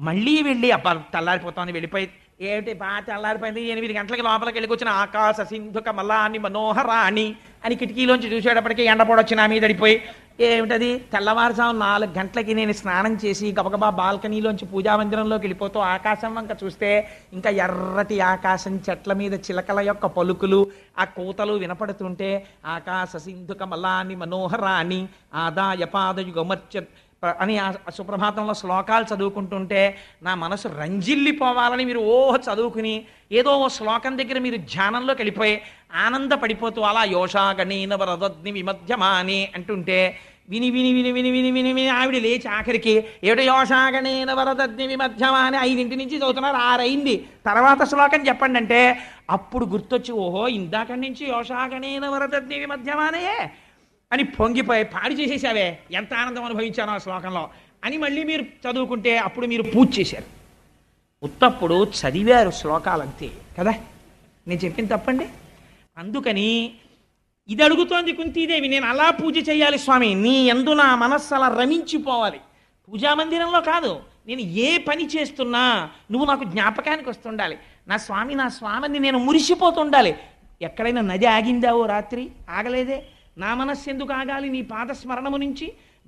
ఘనసింధువు చేరిడి గంగభంగి నీ పాద సరోజ చింతనముపై అనిశము మదీయ బుద్ధి చదర వృత్తితో గదియగనట్లు చేయగదయ్య ఈశ్వర. ఈశ్వర అంటే సర్వజగన్నియామకుడవు, నువ్వు తలుచుకుంటే ఏమి ఇవ్వలేవు. అందుకని కృష్ణ నాకు అటువంటి భాగ్యాన్ని కటాక్షించవా, నాకు ఈ మోహాన్ని తెంపు అవతల పారేవా. అవలతల్నిచ్చాను కంపానిధి, సంసారం అనేటటువంటి లతలు నన్ను చుట్టేస్తున్నాయి, వీటిని తెంపు అవతల పారేవా గండ్రగొడ్డలతో అని అడిగింది అమ్మ. అడిగితే ఆ కుంతీదేవి స్తోత్రం చూసి మురిసిపోయేటంత కృష్ణ పరమాత్మ కూడా పొంగిపోయి ఆయనకున్న గొప్పతనం ఏమిటో తెలుసా అండి, అప్పుడు ఎలా కుదురుతుందిలే, ఇంకా మనవడు పుట్టాలి పరీక్షణ్ మహారాజు, నువ్వు సంతోషించాలి అని హేళగా ఇలా చూసి ముగ్ధ మనోహరంగా ఒక్క చిరునవ్వు నవ్వేట, అంతే మాయ ఆవరించేసి. ఈ కృష్ణ భగవానుడు అంటే ఇంత స్తోత్రం చేసిన ఆవిడని కూడా ఆ చిరునవ్వు యొక్క మందహాసంలో ఆ మందహాసపు కాంతులలో మైమరిచిపోయేటట్టు చేసేసాడు. ఆ వైకుంఠం క్యూ కాంప్లెక్స్లో కూర్చుని 50 మాటలు అంటాడు. టీటీడీ వాళ్ళు ఇలా మార్చాలండి అలా మార్చాలండి ఇంతసేపు ఏంటండి అంటాడు. తీరా లోపలికి ఎడతాడు. ఇలా అక్కడ దాకా వెళ్ళి 2 నిమిషాలు ఉండి బయటకు వచ్చేసి ఎంత బాగున్నాడో చాలా బాగుందేమండి దర్శనం అంటాడు. ఏమిటి 2 నిమిషాల్లో నువ్వు ఆనందించింది అంటే అదొక అలౌకికమైన ఆనందం ఆ స్వామి దర్శనం చేసినప్పుడు. అందుచేత ఆ దర్శనానికి ఉండేటటువంటి శక్తి అటువంటిది. అంచేత స్వామి నిరంతరము నాకు అలా నీ గురించి భావన చేసేటటువంటి అదృష్టాన్ని కటాక్షించవా, ఘనసింధువు చేరిడి గంగభంగి అని కుంతీదేవి అడిగితే స్వామి చిరునవ్వు చిందించి బయలుదేరి ద్వారకా నగరానికి వెళ్ళిపోయారు. వెళ్ళిపోయిన తర్వాత 10 నెలలు పూర్తయిన తర్వాత ఉత్తరాగర్భము నుండి పరీక్షిన్ మహారాజు ఉదయించాడు. పోతన గారు అంటారు, ఒక అద్భుతమైనటువంటి మాట అంటారు. ప్రకటితమైన దైవయోగమున పాండవ సంతతి అంతరించగా వికలతనొంతనీక ప్రభవిష్ణుడు కృష్ణుడు అనుగ్రహించి నృపాలకబాలు బ్రతికించే కావున శాబకుడింకా శత్రు సంహారకుడైన విష్ణురాతుడను పేర ధరిత్రిని ప్రసిద్ధికి నెక్కే పూజ్యుడై అన్నారు. ప్రకటితమైన దైవయోగమున పాండవ సంతతి అంతరింపగా, అసలు యథార్థమునకు ఈశ్వరుని యొక్క అస్త్రము, ఆ బ్రహ్మాస్త్రమును ప్రయోగించినప్పుడే పాండవ సంతతి అంతరించిపోయింది. ఆ వంశం అక్కడితో అయిపోయింది. అసలు కాజ్ అండ్ ఎఫెక్ట్ థీరీ తీస్తే బ్రహ్మాస్త్రాన్ని ప్రయోగించగానే పోయిందంతే. ఎందుకంటే బ్రహ్మాస్త్రమునకు ఉండే గౌరవం అటువంటిది. హనుమ అంతటి వారు కట్టుబడ్డారు. అటువంటి బ్రహ్మాస్త్రమును ఎప్పుడైతే అశ్వత్థామ ప్రయోగించాడో అప్పుడే పాండవ వంశం అక్కడితో ఆగిపోయింది. కానీ ధర్మరాజు గారంతటి వాడు, నాకు వంశం లేదు, ఇంకా నా తర్వాత పూజా మందిరంలో నీరాజనం ఇచ్చేవాడు లేడు గోత్రనామాలతో అని బెంగ పెట్టుకోవలసిన అవసరము లేకుండా ఎటువంటి మాట వేశారో చూడండి పోతన గారు. ప్రకటితమైన దైవయోగమున పాండవ సంతతి అంతరింపగా వికలతనొందనీక ప్రభవిష్ణుడు కృష్ణుడు అనుగ్రహించి శాబకు బ్రతికించి. ఎవరిని బ్రతికించాడు? తనని తాను రక్షించుకోవడం చేతకాని వాణ్ణి తాను రక్షించాడు, గర్భస్థమైన పిండాన్ని. శాబకు బ్రతికించే కావున నృపాలక బాలుడింకా శాత్రవాంతకుడైన విష్ణురాతుడను పేర ప్రసిద్ధికి నెక్కె ధరిత్రిని పూజ్యుడై. కృష్ణ భగవానుని యొక్క అనుగ్రహము చేత బ్రతికింపబడి బయటికి వచ్చినటువంటి పిల్లవాడు కనుక ఇది పెద్దవాళ్ళు పేరు పెట్టడం అంటే ఎంత అందంగా పెట్టాడో చూడండి. తూచ్ హచ్ అని పేర్లు ఎడితే పిల్లల జీవితాలు కూడా అలాగే ఉంటాయి. నేను నిన్నన ఎక్కడో చూశాను, మనం ఎప్పుడో రైల్వే స్టేషన్లో కూర్చుంటే ఒక ఆవిడ పిల్లాన్ని పిలుస్తోంది. ఆ నెల్లూరు రైల్వే స్టేషన్లో టింకు టింకు అని అరిచింది. అంటే వాళ్ళ పిల్లాడు ఇంకోళ్ళ కుక్క పిల్ల కూడా పరిగెత్తుకొచ్చి, అంటే అవతల ఆవిడ యొక్క కుక్క పిల్ల పేరు టింకు, ఈవిడ బిడ్డని పిలుచుకుంటున్న పేరు టింకు. ఒక కుక్క పేరుకి ఈవిడ బిడ్డడి పేరుకి తేడా ఏం లేదు. అంత అందంగా పేర్లు పెట్టుకుంటున్నారు ఇవాళ రేపు. ఒక పేరు పిలిస్తే ఇంట్లో ఐశ్వర్యము పరిఢవిల్లాలి, ఒక పేరు పిలిస్తే నీ జన్మ సాఫల్యమును పొందాలి. ఎందుకనంటే పోతన గారు ఒక చోట అంటారు, మీరు విందురు కానీ అజామిలోపాఖ్యానం విందురు కానీ ఎంత అద్భుతంగా చెప్తారో పోతన గారు. పేరు పెట్టి బిడ్డని పిలిచిననైనా, పిల్లాన్ని పిలిచినా సరే, హాస్యకేళినైనా, హాస్యం కోసమైనా సరే, విశ్రామ కేళినైనా, ఆడుకుంటూ సరదాగా ఒరే మాధవయ్యలరా అన్నా సరే ఏమైపోతుందో తెలుసా అండి? కమలనయ్యను తలుప కలుషహరము. ఈశ్వరుడి పేరు పిలవగానే మీలో ఉన్న పాపం పోతుందంతే. ఆ నామమునకున్న శక్తి అటువంటిది, నామం అంత గొప్పది. ఆ పేరు పెట్టుకోవడంలో ఉంది అదృష్టం. ధర్మరాజు గారు అంటే ఎటువంటి మహానుభావుడండి. ఇవాళ రేపు మనం తెలుసుకోవాల్సినవి భాగవతంగా వినేయడం కాదండి, కొన్ని విషయాలు తెలుసుకోవాలి. ఇవాళ నేను కొంతమందిని చూస్తూ ఉంటాను, తల్లి తండ్రి బ్రతికుంటారు, కొడుకు శుభలేఖ వేసుకుంటాడు పెళ్ళికి. ఏమన్నా తెలుసా అండి? తల్లి లేరు, తండ్రి లేడు. మా చిన్నతనంలో ఒక ముష్టివాడు వచ్చేవాడు, అమ్మా నాకు తల్లి వల్లాహానాం, అమ్మా నాకు తండ్రి వల్లాహానాం. అంటే వల్లాహానం అంటే లేడనిలా ఉంది బహుశా. నాకు తల్లి లేదు, నాకు తండ్రి లేడు, నాకు అన్న లేడు, కాబట్టి ఎందుకు వచ్చానంటే భిక్షానికి వచ్చాను అన్నట్టు. నాకు తల్లి లేడు, నాకు తండ్రి లేడు, పైన ఓ దేవుడు బొమ్మ ఉండదు, ఓ శ్రీరస్తు ఉండదు, శుభమస్తు ఉండదు, అవిఘ్నమస్తు ఉండదు, పిలిచేవాడు లేడు, నాకు చాంద్రమానం తెలియదు, స్వస్తి స్త్రీ చాంద్రమానం లేదు, ముహూర్తం లేదు, నా అంతటి నేను స్వయం భూలింగంలా పుట్టాను, ఎవరికి పుట్టానో నాకు తెలియదు, అందుకని దిక్కులేని ఇంకోతి నాకు దొరికింది, అందుకని వెడ్ ఇంకోతిని. కాబట్టి మీ అందరూ ఎవరు? అన్నం లేక బాధపడుతున్న దరిద్రులు. కాబట్టి మీరేం చేస్తారు? అక్షతలు ఏం వెయ్యక్కర్లేదు, మీకు అంత తపశ్శక్తి లేదు, మీరేం చేస్తారు? మీ అందరికీ అన్నదానం చేస్తున్నాం, 10కి 12కి మధ్యలో లంచ్, వచ్చి అన్నం తిని వెళ్ళిపోండి. ఓ శుభలేఖ వేస్తాడు, అది శుభలేఖ. అది పట్టుకొచ్చి పెద్దలకు ఇవ్వడానికి వాడు ఎంత సిగ్గుపడాలి. ఏంటో ఇది నేను ఇలా రాయిచ్చా ఇవ్వచ్చా అని వాడు సిగ్గుపడాలి. వాడు అది వేసుకుని చాలా గొప్పగా నేను శుభలేఖ రాశానని వాడు అది పట్టుకు తిరగడం. ఇది ఎప్పుడైనా మన పిల్లలకి మోడల్కి పనికొస్తుంది, ఎంత బాగుందో చూడు, కొత్తగా ఎలా ఉందోనో అని మనం దాచుకోవడం, భగవద్గీత దాచుకున్నట్టు. ఎక్కడి నుంచి వస్తుందండి సంస్కారం రమ్మంటే పిల్లలకి? ధర్మరాజు గారు పెట్టాడు పేరు, మహానుభావుడు. విశ్వరాతుడను పేర, విష్ణురాతుడను పేర. ఈ పిల్లవాడు మరణించవలసిన వాడు అమ్మ కడుపులోని. ఎందుకు బ్రతికాడో తెలుసా? శ్రీ మహావిష్ణువు యొక్క అనుగ్రహం చేత బ్రతికాడు. విష్ణువు అనుగ్రహము చేత బ్రతికినవాడు కనుక వీడిని పిలిచినప్పుడల్లా మాకు గుర్తు రావాలి మా స్వామి అనుగ్రహం. స్వామి నీ అనుగ్రహం వల్ల మా వంశం నిలబడిందని మాకు గుర్తు రావాలి, అందుకని వీడిని ఏమని పిలుస్తామో తెలుసా, విష్ణురాతుడని పిలుస్తాం. ఎలా పెట్టాడో చూడండి పేరు.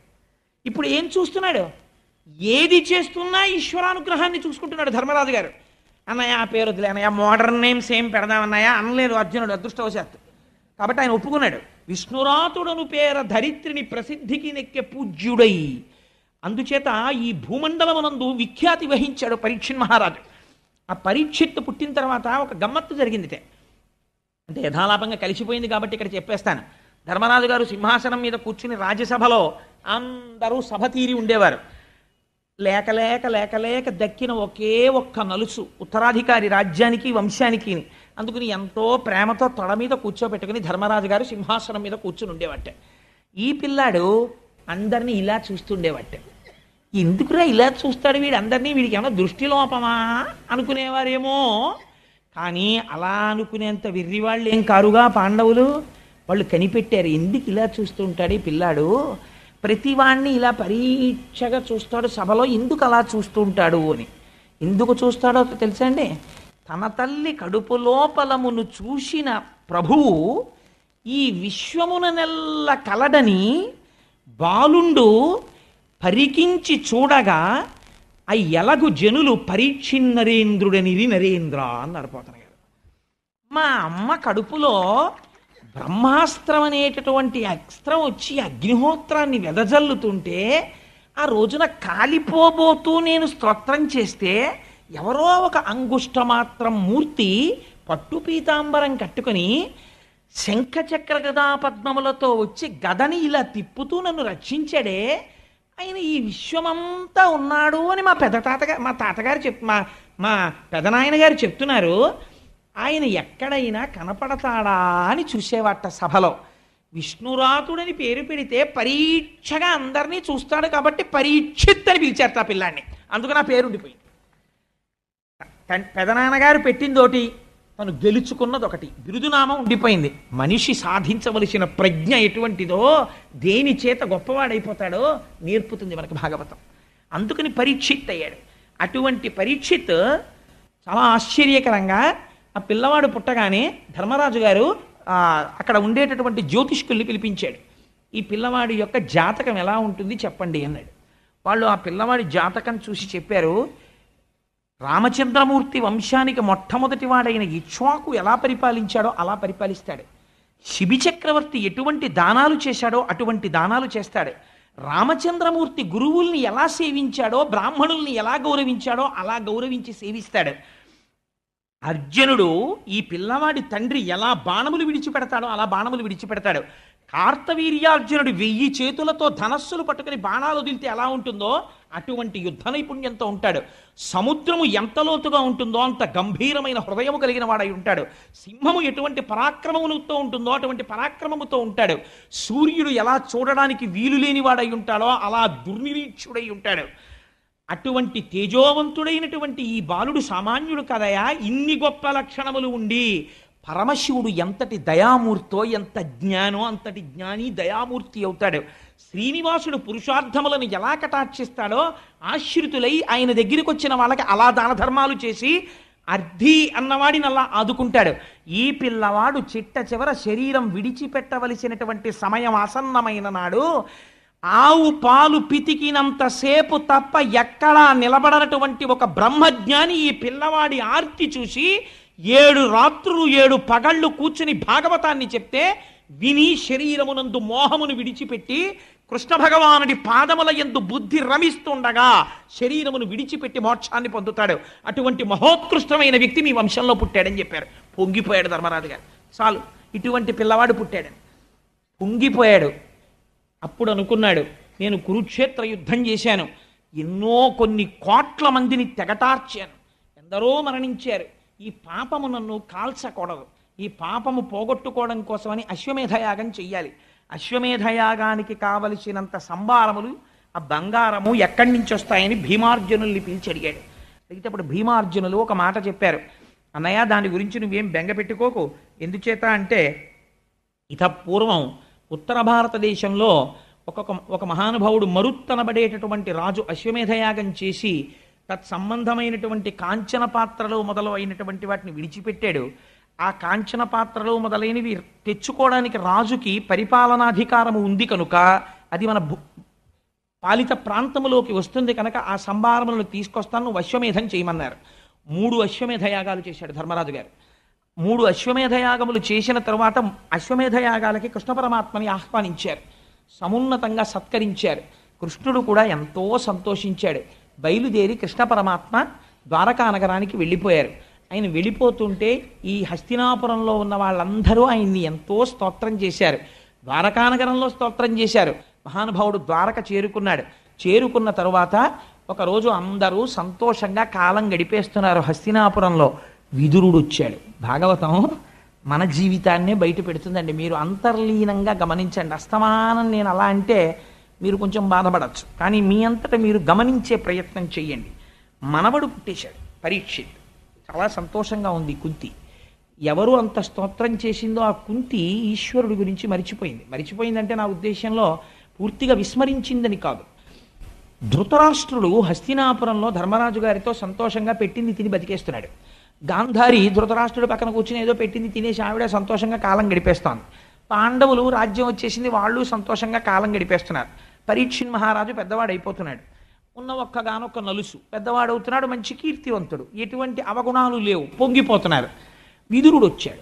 ఎప్పుడు రావాలో అప్పుడు వస్తాడు విదురుడు. విదురుడు రావడంలో భారతంలో ఒక గమ్మత్తు ఉంటుంది. ఎందుకంటే విదురుడు వస్తే మీరు గుర్తుపెట్టుకోండి, మృత్యువు గురించి మాట్లాడుతుంటాడు.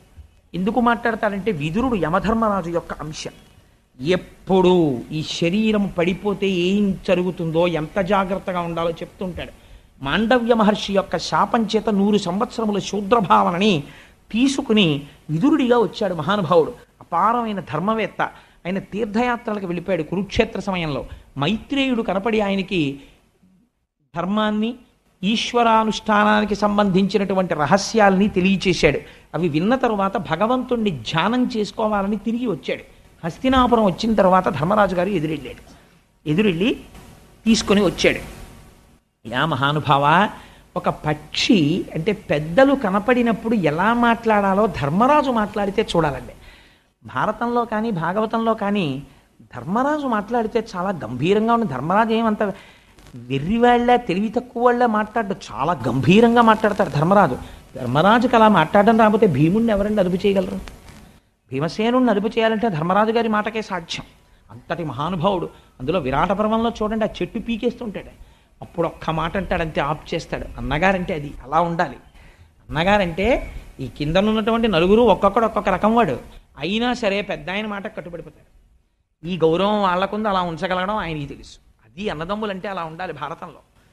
చూడండి, ధర్మరాజు విదురుడికి ఎదురెళ్ళి స్వాగతం చెప్పి అర్ఘ్యపాద్యాదులు ఇచ్చి స్నానం చేశాక చక్కటి భోజనం చేసి విశ్రమించిన తర్వాత పాద సంవాహనం చేస్తూ కాళ్ళ దగ్గర కూర్చుని అంటాడు, మహానుభావ, మీరు చాలా కాలానికి తిరిగి వచ్చారు, మా అదృష్టం.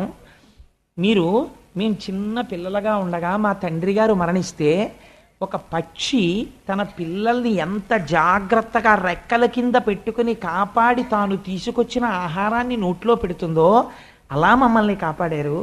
లక్క ఇంట్లో పెట్టి మమ్మల్ని కాల్చేద్దాం అనుకున్నప్పుడు, అనేకమైన ప్రయోగాలు చేసి మమ్మల్ని సంహరించాలనుకున్నప్పుడు మీరు ధర్మాన్ని వివరణ చేశారు. సర్వకాలములయందు మా రక్షణ కోరుకున్నారు, మా వృద్ధి కోరుకున్నారు. అటువంటి మీరు ఎన్నో క్షేత్రములను పర్యటించారు.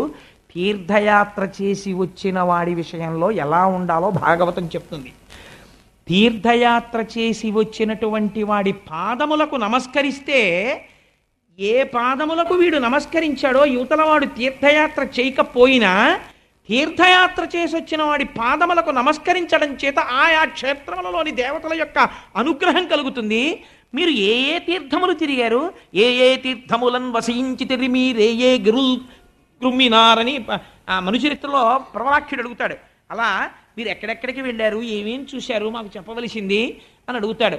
విదురుడు ఎంతో సంతోషిస్తాడు. పెద్దవాళ్ళ దగ్గర మాట్లాడవలసినటువంటి విధానంలో మాట్లాడతాడు ధర్మరాజు.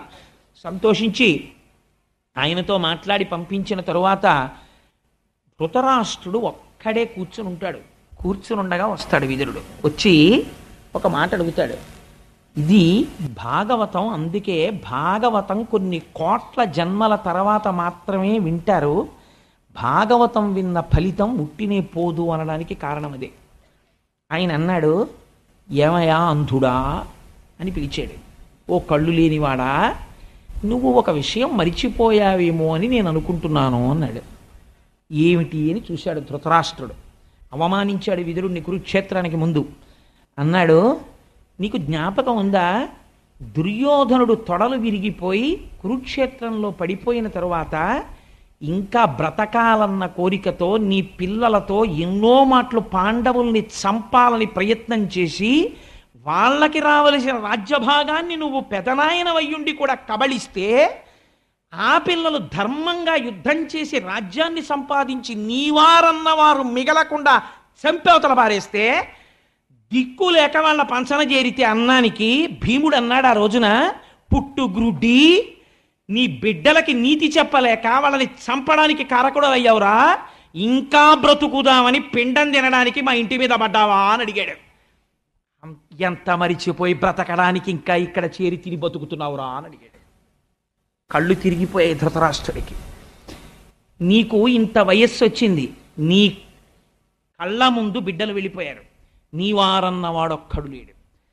ఎవరు నశించిపోవాలని కోరుకున్నావో వాళ్ళు అన్నం పెడుతున్నారు నీకు, తింటున్నావు. దేనికి తింటున్నావు? ఇంకా బ్రతికేద్దామని. అలా తినేసి కూడా బ్రతికేస్తావురా? నీ ఒళ్ళు ముడతలు పడిపోయింది, నీ కళ్ళు పుట్టుకతో కనపడవు. ఇలా ఎన్నాళ్ళు ఉంటాయి అనుకుంటున్నావు ప్రాణాలు? చచ్చిపోతావు. ఇక్కడ ఉన్నా చచ్చిపోతావు, ఉండకపోయినా చచ్చిపోతావు. బుద్ధి మరల్చుకోవడం నేర్చుకో. ఎందుకు ఈ బ్రతుకు నీకు? నా మాట విని ఉత్తర క్షణం లేచి ఉత్తర దిక్కుకు వెళ్ళిపో. ఎవ్వరి కోసం చూడకు. వెళ్ళిపోయి ఇన్నాళ్ళు బ్రతికిన దుష్ట బ్రతుకు చాలు నీకు. ఇప్పటికైనా నా మాట విను. వెళ్ళిపోయి ఈశ్వరుడి యందు మనస్సు చేర్చి ప్రాణములను ఆహుతి చేసేయి. అందులో చేసేసి యోగ మార్గంలో ఈశ్వరుణ్ణి చేరిపో. లేకపోతే నువ్వు చేసిన పాపాలకి ఎన్ని జన్మలు ఎత్తవలసి ఉంటుందో అన్నాడు. వెంటనే లేచి, గొప్ప మాట చెప్పావయ్యా, నిజమే. ఇంకా నేను ఎవరి కోసం బ్రతకాలయ్యా? భీముడు మొదలైన వాళ్ళు పెడుతున్నటువంటి ఈ నెత్తుటి కూడు తిని ఇంకా బతికేస్తున్నానా సంతోషంగా? నిద్ర పడుతోందా? ఛీ, రోత పుట్టిందయ్యా, వెళ్ళిపోతున్నానన్నాడు.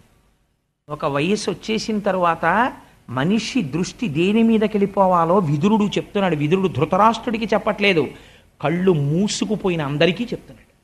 కదండి, నేను తప్పన్నానా? లేదు కదా. ఎటువైపుకి వెళ్ళవలసిన అవసరం ఉందో, ఇంకా శరీరం పడిపోయే టైం దగ్గరికి వచ్చేస్తున్నప్పుడు ఇంకా కోడల మీద దెప్పుళ్ళు, కూతురు మీద దెప్పుళ్ళు, పెద్ద కోడల ఇంటికి వెళ్ళి రెండో కోడల మీద నేరాలు, రెండో కోడల ఇంటికి వెళ్ళి పెద్ద కోడల మీద నేరాలు, గుళ్ళోకి వెళ్ళి కూడా నలుగురిని కూర్చోపెట్టుకుని తన వాళ్ళ మీద నేరాలు. ఎప్పటికీ నీ మనస్సు ఈశ్వరుడి మీద మగ్నం అవుతుంది. జుట్టు తెల్లపడిపోయింది, ఒళ్ళు ముడతలు పడిపోయింది, పలకల పలకల పలకల కింద చాప పొలుసుల్లాగా చర్మం అంతా అద్దంలాగా విడిపోతోంది ఎక్కడికక్కడ చలిగాలికి. పూర్వం ఉన్న పటుత్వం లేదు. చేతులు వణుకుతున్నాయి. కూర్చుని లేద్దామంటే మోకాళ్ళు కొంచెం నొప్పెడుతున్నాయి. పూర్వంలా కొంచెం ఎక్కువ తింటే జీర్ణం అవ్వట్లేదు. త్రేణుపులు వస్తున్నాయి. ఒక్క రాత్రి నిద్రపోకపోతే ఉండలేకపోతున్నావు. పిల్లల పెద్దవాళ్ళు అయిపోయారు, వాళ్ళు చేసుకోగలిసినవి వాళ్ళు చేసుకుంటున్నారు. నువ్వు అస్తమానం వరే నీకే జీతం ఎంత వస్తుందని అడిగితే వాడు విసుక్కుంటున్నాడు. నిన్ను చూసేటప్పటికి లెక్క పెట్టుకుంటున్నవాడు వెనక్కి పెట్టేసుకుంటున్నాడు. ఇంకా ఎందుకు బ్రతికేస్తానంటావు? బ్రతుకుతావు చచ్చే వరకు. కాబట్టి ఈలోగా మార్చు మనస్సుని. అలా కాకపోతే ధృతరాష్ట్రుడు అయిపోతావు అని నేర్పుతున్నాడు విదురుడు. ఈ మాటలు చెప్తే బయలుదేరిపోయాడు ధృతరాష్ట్రుడు. అంతే, గాంధారికి కూడా చెప్పలేదు. ఇది విచిత్రం. గాంధారికి కూడా చెప్పకుండా అంతఃపురాన్ని విడిచిపెట్టి పుట్టుగ్రుడ్డివాడు తడువుకుంటూ ఉత్తర దిక్కుకు వెళ్ళిపోయాడు. వెళ్ళిపోతే భర్త వెళ్ళిపోతున్నాడని పసిగట్టింది గాంధారి. పసిగట్టి ఆయనతో పాటుగా వెళ్ళిపోయింది. వెళ్ళిపోయిన తరువాత మరునాడు ఉదయం ధర్మరాజు గారు స్నానానుష్ఠానములన్నీ పూర్తి చేసుకున్న తర్వాత ప్రతిరోజు వచ్చి పెద్ద తండ్రి గారిని ధృతరాష్ట్రుడికి గాంధారికి తల తాటించి నమస్కరించేవాడు. మీరొక్కటి జ్ఞాపకం పెట్టుకోండి, భాగవతంగా వినకండి. మీరు దేవాలయానికి ప్రదక్షిణం చేశారా చెయ్యలేదా? అక్కర్లేదు. మీరు ఈశ్వరుడి పూజ చేశారా చెయ్యలేదా? అక్కర్లేదు. తల్లి తండ్రి కనీసం ఇద్దరిలో ఒకరైనా బ్రతికున్నవాడు అదృష్టవంతుడు. ఎందుకని? ప్రత్యక్షంగా దేవుడు నీ ఎదట తల్లిదండ్రులుగా ఉన్నాడు, వాళ్ళ పాదములకు నీ శిరస్సు తాటించి నమస్కరించగలిగితే 33 కోట్ల దేవతార్చన నువ్వు చేసేసినట్టే. కళ్ళు లేని పెద్ద తండ్రి తన్ని చంపాలనుకున్న వాడికి ధర్మరాజు నమస్కరించాడు. నువ్వెందుకు నీ కన్న వాళ్ళకి నమస్కరించలేవు? నమస్కరించిన నాడు భాగవతం పుట్టిన దేశంలో పుట్టాననిపించుకోవడానికి నీకున్న నైతిక అర్హత ఏమిటి? ఇది భాగవతం యొక్క ప్రశ్న. ధృతరాష్ట్రుడికి నమస్కరించేవాడు. ఆ రోజు కూడా ధృతరాష్ట్రుడికి నమస్కరించడానికి అంతఃపురానికి వచ్చాడు, కనపడలేదు. కనపడకపోతే బెంగ పెట్టుకుని ఏడ్చాడు ధర్మరాజు. నేను తమ్ముడి బిడ్డణ్ణి, నా వలన ఏదో అపకారం జరిగి ఉంటుంది, నా వలన ఏదో పొల్లు మాట జారిపోయి ఉంటుంటుంది. నా పెద్ద తండ్రి అంధుడు, పాపం వృద్ధుడు, బిడ్డలందరూ మరణించారు. వీళ్ళ వల్ల నేను ఇంకా సుఖపడలేనని ఏ అఘాయిత్యం చేసుకోవడానికి విడిపోయాడో నాకు చాలా బెంగగా ఉంది. నా పెద్ద తల్లి గాంధారీ మాత కనపట్టలేదు. అయ్యయ్యో, నేను ఎంత పొరపాటు చేశానో, నా తల్లిదండ్రులు వెళ్ళిపోయారని ధర్మరాజు అంతటి వాడు ఏడ్చాడు. ఈ దేశంలో పుట్టి తల్లిదండ్రుల్ని వృద్ధాశ్రమంలో చేర్చినటువంటి వాడిని ఏమని పిలవాలి? నిజంగా తల్లిదండ్రులకి నమస్కరించి వెళ్ళిపోతే ఆ వయస్సులో చేసుకోవలసిన ఈశ్వరార్చనకి వెళ్ళిపోయిన వాళ్ళ కోసం ధర్మరాజు ఇచ్చినటువంటి గడ్డ మీద నువ్వు పుట్టావు. ఈ గడ్డ మీద వృద్ధాశ్రమాలు వచ్చి వృద్ధాశ్రమాల్లో నిర్హేతుకంగా అక్రౌర్యంతో తల్లిదండ్రుల్ని తీసుకెళ్లి దింపేసే బిడ్డలు పుడుతున్నారంటే కలి ప్రవేశం విపరీతంగా ఉందనడానికి ఇంకింతకన్నా నిదర్శనం ఏం కావాలి? ఈ జాతిని భాగవతం ఉద్ధరించాలా? ఏది ఉద్ధరించాలి చెప్పండి నాకు?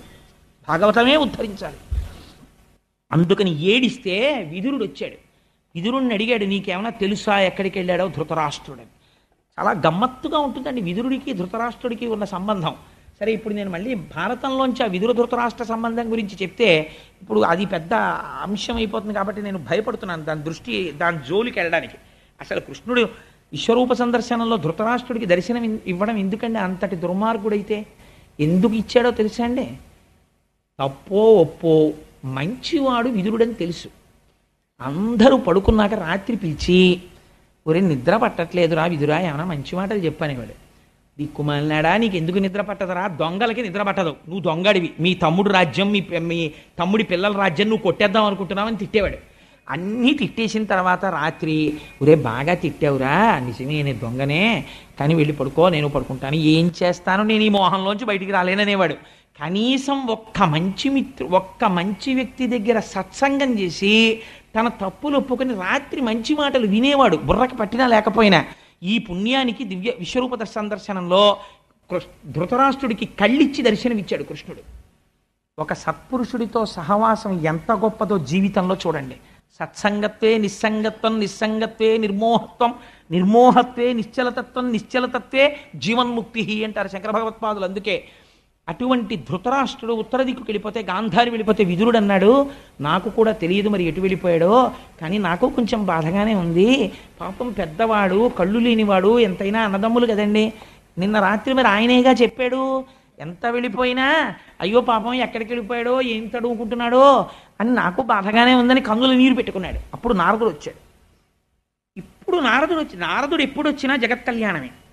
మీరు జ్ఞాపకం పెట్టుకోండి, నారదుడు ఆ సందర్భంలో వచ్చాడు అంటే అలా బతకాలని, అంటే నా ఉద్దేశం అందరూ ఉత్తర దిక్కు వెళ్ళిపోండి అని కాదు సుమండి. అంటే ఉత్తర దిక్కు వెళ్ళిపోవడం ఉత్తమమైనటువంటి మార్గము వైపుకి ప్రయాణించడం, అంటే అటువంటి జీవితాన్ని అలవాటు చేసుకుని ఇంట్లో ఉంటే వచ్చిన నష్టం ఏముందండి? ఏమీ నష్టం లేదు. ఈశ్వరాభిముఖం చేసుకోవాలి మనస్సున ప్రయత్నం చేయమని. అది నాకే అలవాడుతుందో అలవడదో, నేను కుంతీదేవిలా ఆయన్నే ప్రార్థన చెయ్యాలి. ఏమో నాకు ఇంకో 4 ఏళ్ళో 5 ఏళ్ళో 6 ఏళ్ళో పోతే నాకు కోడలు వచ్చేస్తుందిగా, నాకు అల్లుడు వచ్చేస్తాడుగా, తరం మారిపోతుంది కదా. అప్పుడు మామయ్యగారు మీకు ఎందుకండి ఉపన్యాసాలన్నీ, ఊరికే మోకాళ్ళ నొప్పులు అంటారు, ఈ ఉపన్యాసాలు తగ్గిద్దురు అని అల్లుడు, నాన్నగారండి మీకు చెప్తున్నాను అదే నెలకి 2 రోజుల కన్నా ఉపన్యాసాలు చెప్పదు, అలా కూర్చోండి అన్నారనుకోండి, నా బతుకేమైపోవాలి? అంటే నీకు అదో పిచ్చ అయితే ఉపన్యాసాలు అనుకోకండి. అంటే కాసేపు కనీసం ఇలా అయినా ఈశ్వరుడు గురించి చెప్పుకుని నా జన్మ తరిస్తోంది, అది కూడా లేకపోతే ఎంత పాడైపోతానో అని బెంగ. అందుకని ఏమో ఆ మనస్సు అలా ఒక్కడిని కూర్చుని ఉన్న, నేను ఎందరినో చూశానండి. నేను ఎందుకు ఈ మాట అంటున్నానో తెలుసా? నేను ఉట్టినే అంటలేదు, ఎంతో పరిచయాలు ఉంటాయి. ఒక ఊర్లో ఒక వ్యక్తి పుడతాడు, అక్కడ ఉద్యోగం చేస్తాడు, ఎందరితోనో పరిచయం ఉంటుంది. తనని ఉద్ధరించే వాళ్ళు ఆ ఊళ్ళో ఉన్నారని తెలుసు. వాళ్ళతో కలిసి ఉంటే నా జీవితానికి ఒక ప్రయోజనం కలుగుతుంది అనుకుంటారు కొంతమంది.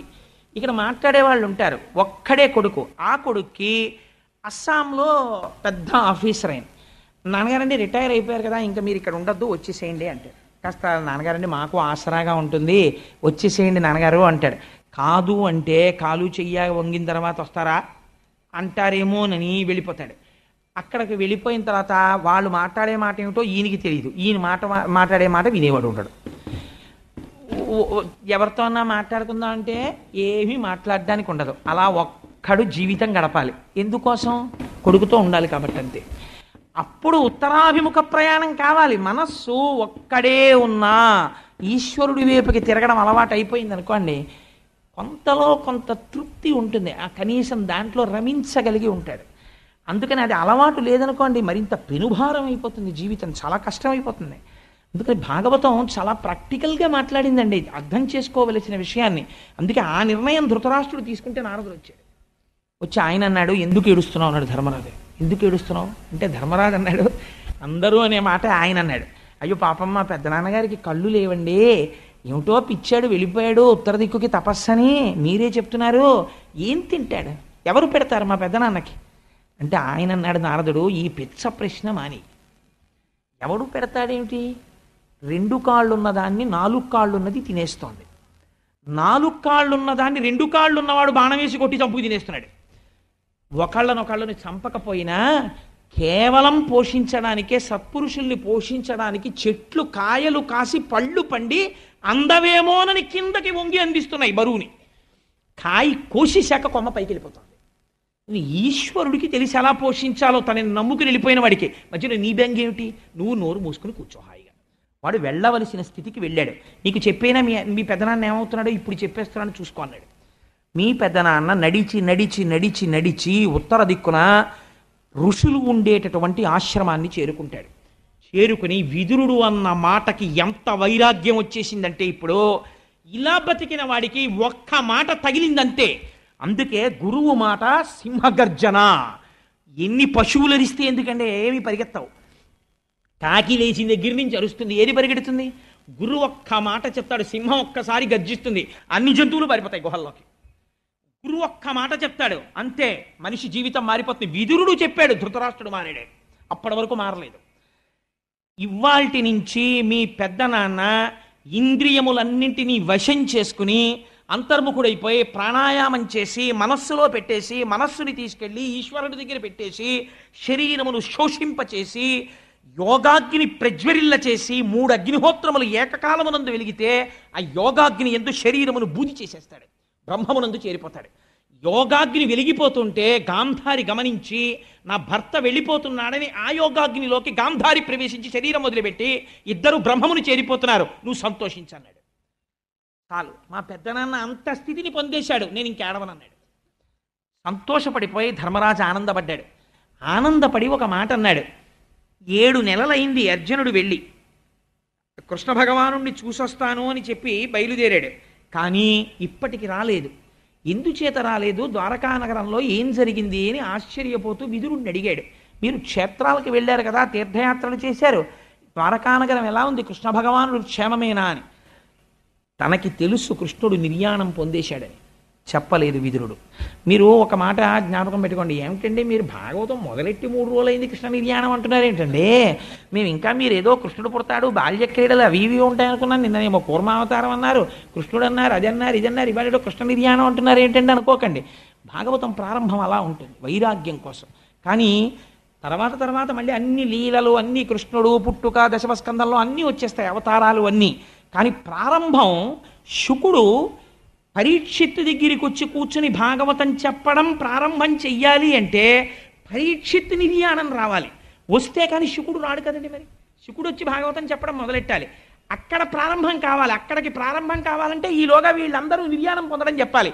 ఇంకా ఈ మధ్యలో ఒకటి జరుగుతుంది, ధర్మరాజాదులతో కృష్ణుడు ఒక మాట చెప్తాడు, ఒక మహాపురుషుడు వెళ్ళిపోతున్నాడు ఈ లోకంలోంచి, భీష్ముడు లాంటి వ్యక్తి ఇహ రాడు, వెళ్ళిపోతున్నాడు. నువ్వు తొందరగా వెళ్ళి భీష్ముడి దగ్గర ధర్మాలు నేర్చుకో, మళ్ళీ శరీరంతో ఎప్పుడు వస్తాడో అలాంటి వాడన్నాడు. భీష్ముడు వెళ్ళి విన్నాడు. ఆ భీష్ముడు అంటే ఏమిటో, భీష్ముడి జీవితం ఏమిటో ఇప్పుడు చెప్పడం ఎందుకు, ఎలాగో 4 రోజుల్లో భీష్మేకాదశి వచ్చేస్తోంది కదా, భీష్మ ఏకాదశి నాడు భీష్ముడి యొక్క చరిత్ర చెప్పి ఆఖరణ బొటనవేలు దగ్గర నుంచి లాగేస్తాడు ప్రాణాలని, హృదయస్థానమునందు పెట్టుకుని కూర్చుంటాడు ఏకాదశి ఘడియల కోసం. కూర్చుని కృష్ణుణ్ణి ఎట్ట ఎదట చూస్తూ స్తోత్రం చేస్తాడు భీష్మస్తుతి. ఎంత ఇటువంటి పద్యాలండి పోతన గారి అనువాదం. ఆ స్తోత్రం చేసి విష్ణు సహస్రనామ స్తోత్రం చెప్పి ఈశ్వరుడిలోకి లీనమైపోతాడు. అప్పుడు అంత్యేష్టి కార్యక్రమాన్ని భీష్ముడికి నిర్వహిస్తారు. అది భీష్మ ఏకాదశి నాడే చెప్పుకుంటే మన జన్మ తరించిపోతుంది. కనీసం ఒక భీష్మ ఏకాదశి అయినా జీవితంలో అలా చేసిన వాళ్ళం అవుతాం. ఆ రోజున సత్యనారాయణ వ్రతం చేసుకుని విష్ణు సహస్ర పారాయణ చేసుకుని ఆ రోజు సాయంకాలం భీష్ముడి చరిత్ర చెప్పుకొని ఆ రోజున భీష్ముడు చేసిన స్తుతి చెప్పుకొని ఆ రోజున వాణిగారు పంచిపెట్టేటటువంటి స్తోత్రాల్ని మనందరం బహుమానంగా అందుకుని చక్కగా ఇంటికెడదాం. భీష్మేకాదశి సార్థకత చెందిపోతుంది ఆ రోజున. అందుచేత కృష్ణ భగవానుడు నిర్యాణము చెందాడన్న అప్రీతికరమైన వాక్కు విదురుడు చెప్పలేదు. ఎందుచేత అంటే వాక్కుకి ఒక నియమం ఉంది. సత్యం బ్రూయాత్ ప్రియం బ్రూయాత్ న బ్రూయాత్ సత్యమప్రియం. సత్యమైన అప్రియమైన మాట చెప్పకూడదు. కృష్ణుడు వెళ్ళిపోయాడన్న మాట తనంత తాను తెలుస్తుంది. తెలిసే లోపలే చెప్పేస్తే ధర్మరాజాదులు తట్టుకోలేరని విదురుడు చెప్పలేదు. కానీ ధర్మరాజు అన్నాడు, 7 నెలలైంది అర్జునుడు వెళ్ళి తిరిగి రాలేదు, నాకు కొంచెం మనస్సు ఆందోళనగా ఉంది, నాకు కొన్ని దుర్నిమిత్తములు కనపడుతున్నాయి, రాత్రుళ్ళు పీడకలలు వస్తున్నాయి, నా శరీరంలో అదరకూడనటువంటి అవయవములు అదురుతున్నాయి, నేను ఇంతటి సార్వభౌముడను, నేను దిగిన రథం దగ్గరికి ఎడుతున్నప్పుడు ఒక వీధి కుక్క అరుస్తూ నా మీదకొచ్చి వెనక్కి తిరిగి వెడుతోంది, నేను రథం ఎక్కబోతున్నప్పుడు నా గుర్రములు నా వంక చూసి కన్నుల నీరు కారుస్తున్నాయి, ఆవులు నాకు ఎడమ పక్క నుంచి వెడుతున్నాయి, గాడిదలు మొదలైన జంతువులు కుడిపక్క నుంచి వెడుతున్నాయి, సూర్యోదయం జరుగుతున్నప్పుడు ఆడనక్కలు సూర్యుడి వంక చూస్తూ పెద్దగా ఏడుస్తూ అరుస్తున్నాయి, భూమి నిష్కారణంగా కంపిస్తోంది, మేఘములు లేని పిడుగులు పడుతున్నాయి, అప్పుడప్పుడు రాజ్యంలో నెత్తురు వర్షం పడుతోంది, దేవాలయాలలో ఉండేటటువంటి ప్రతిమలు కదులుతున్నాయి, దేవాలయాలలో ఉండేటటువంటి ప్రతిమల యొక్క చెమరుస్తోంది, చెమట పడుతోంది, అగ్నిహోత్రములో నెయ్యి పోసినా సరే పైకి లేవట్లేదు, రాత్రుళ్ళు గుడ్లగూబలు ఒకదాంతో ఒకటి పోటీపడి అరుస్తున్నాయా అన్నట్టు ఏడుచుకుని మాట్లాడుకుంటున్నాయి. ఈ దుర్నిమిత్తములన్నీ చూస్తే అవతార పురుషుడై ధర్మమును 4 పాదముల నడిపించి ఈ లోకమునంతటినీ తన భుజాల మీద పెట్టుకుని రాక్షస సంహారం చేయించిన మహానుభావుడైన కృష్ణుడు శరీరమును విడిచిపెట్టి అవతారములు చాలించాడని నాకు అనిపిస్తోంది. అదే జరిగితే మేము కూడా వెళ్ళిపోయే రోజు దగ్గరికి వచ్చేసినట్టే, నాకు అనుమానంగా ఉంది అని బాధపడ్డాడు. ఇంతలో అర్జునుడు వచ్చాడు. తల దించుకుని ధనస్సు పట్టుకుని వస్తున్నాడు. వస్తుంటే ఆ ముఖం చూసి, అంటే నేను అన్ని ఇప్పటికే శ్లోకాలు పద్యాలు తగ్గిస్తున్నాను, కొన్ని కథ నడవదని అంతా చెప్పడం కుదరదు కదండి. ప్రధానమైన విషయాలు కొన్ని ప్రస్తావన చేస్తాను. ధర్మరాజు అడిగిన ప్రశ్న ఏమిటో తెలుసా అండి? కుశలం అడిగాడు ముందు. ఏమయ్యా, ద్వారకలో అందరూ కుశలమా? వసుదేవుడు కుశలమా? ఆయన భార్యలు కుశలమా? ఉగ్రసేనుడు కుశలమా? అన్నీ అడిగిన తర్వాత అన్నాడు, నీ ముఖం ఎందుకు అలా వాడిపోయింది? ఒకవేళ ఎవరైనా రోగులు కానీ, స్త్రీలు కానీ, వృద్ధులు కానీ, దీనులు కానీ నీకు శరణాగతి చేస్తే వాళ్ళని రక్షించలేకపోయావా? వృద్ధులైన వారు, పసిపిల్లలు తినకుండా నువ్వు ఎక్కడైనా ముందు భోజనం చేసి వచ్చావా అని అడిగాడు. ఎంత గొప్ప మాట చూడండి. మనం సాధారణంగా ఏం చేస్తామంటే, పెద్దవాళ్ళు ఉండగానే మాకు ఆఫీస్ టైం అయిపోతుందనో ఇంకోటనో ముందు బాగుండదండి పెద్దవాళ్ళు వాళ్ళకి పెట్టేయండి అని వాళ్ళకి భోజనం పెడతాం, వాళ్ళు కూడా అలాగే తినేసి వెళ్ళిపోతారు. పెద్దవాళ్ళు పాపం ఎక్కడో కూర్చుని గడగడ వణికిపోతూ అలా కూర్చుని ఉంటారు. నోరు విప్పి అడగలేక, అవరే ఉండలేకపోతున్నాను రా, దడదళ్ళ అడిపోతోంది, లేచి పంక్తి దగ్గరికి వచ్చేటప్పటికే కుర్చీలు ఆక్రమించేస్తున్నారు, నాకు ఎక్కడో అక్కడ కూర్చోపెట్టి ఇంత అన్నం పెట్టేద్దు అంటాడు. తినేసిన వాడికి ఎంత పాపం సంక్రమిస్తోందో చూడండి.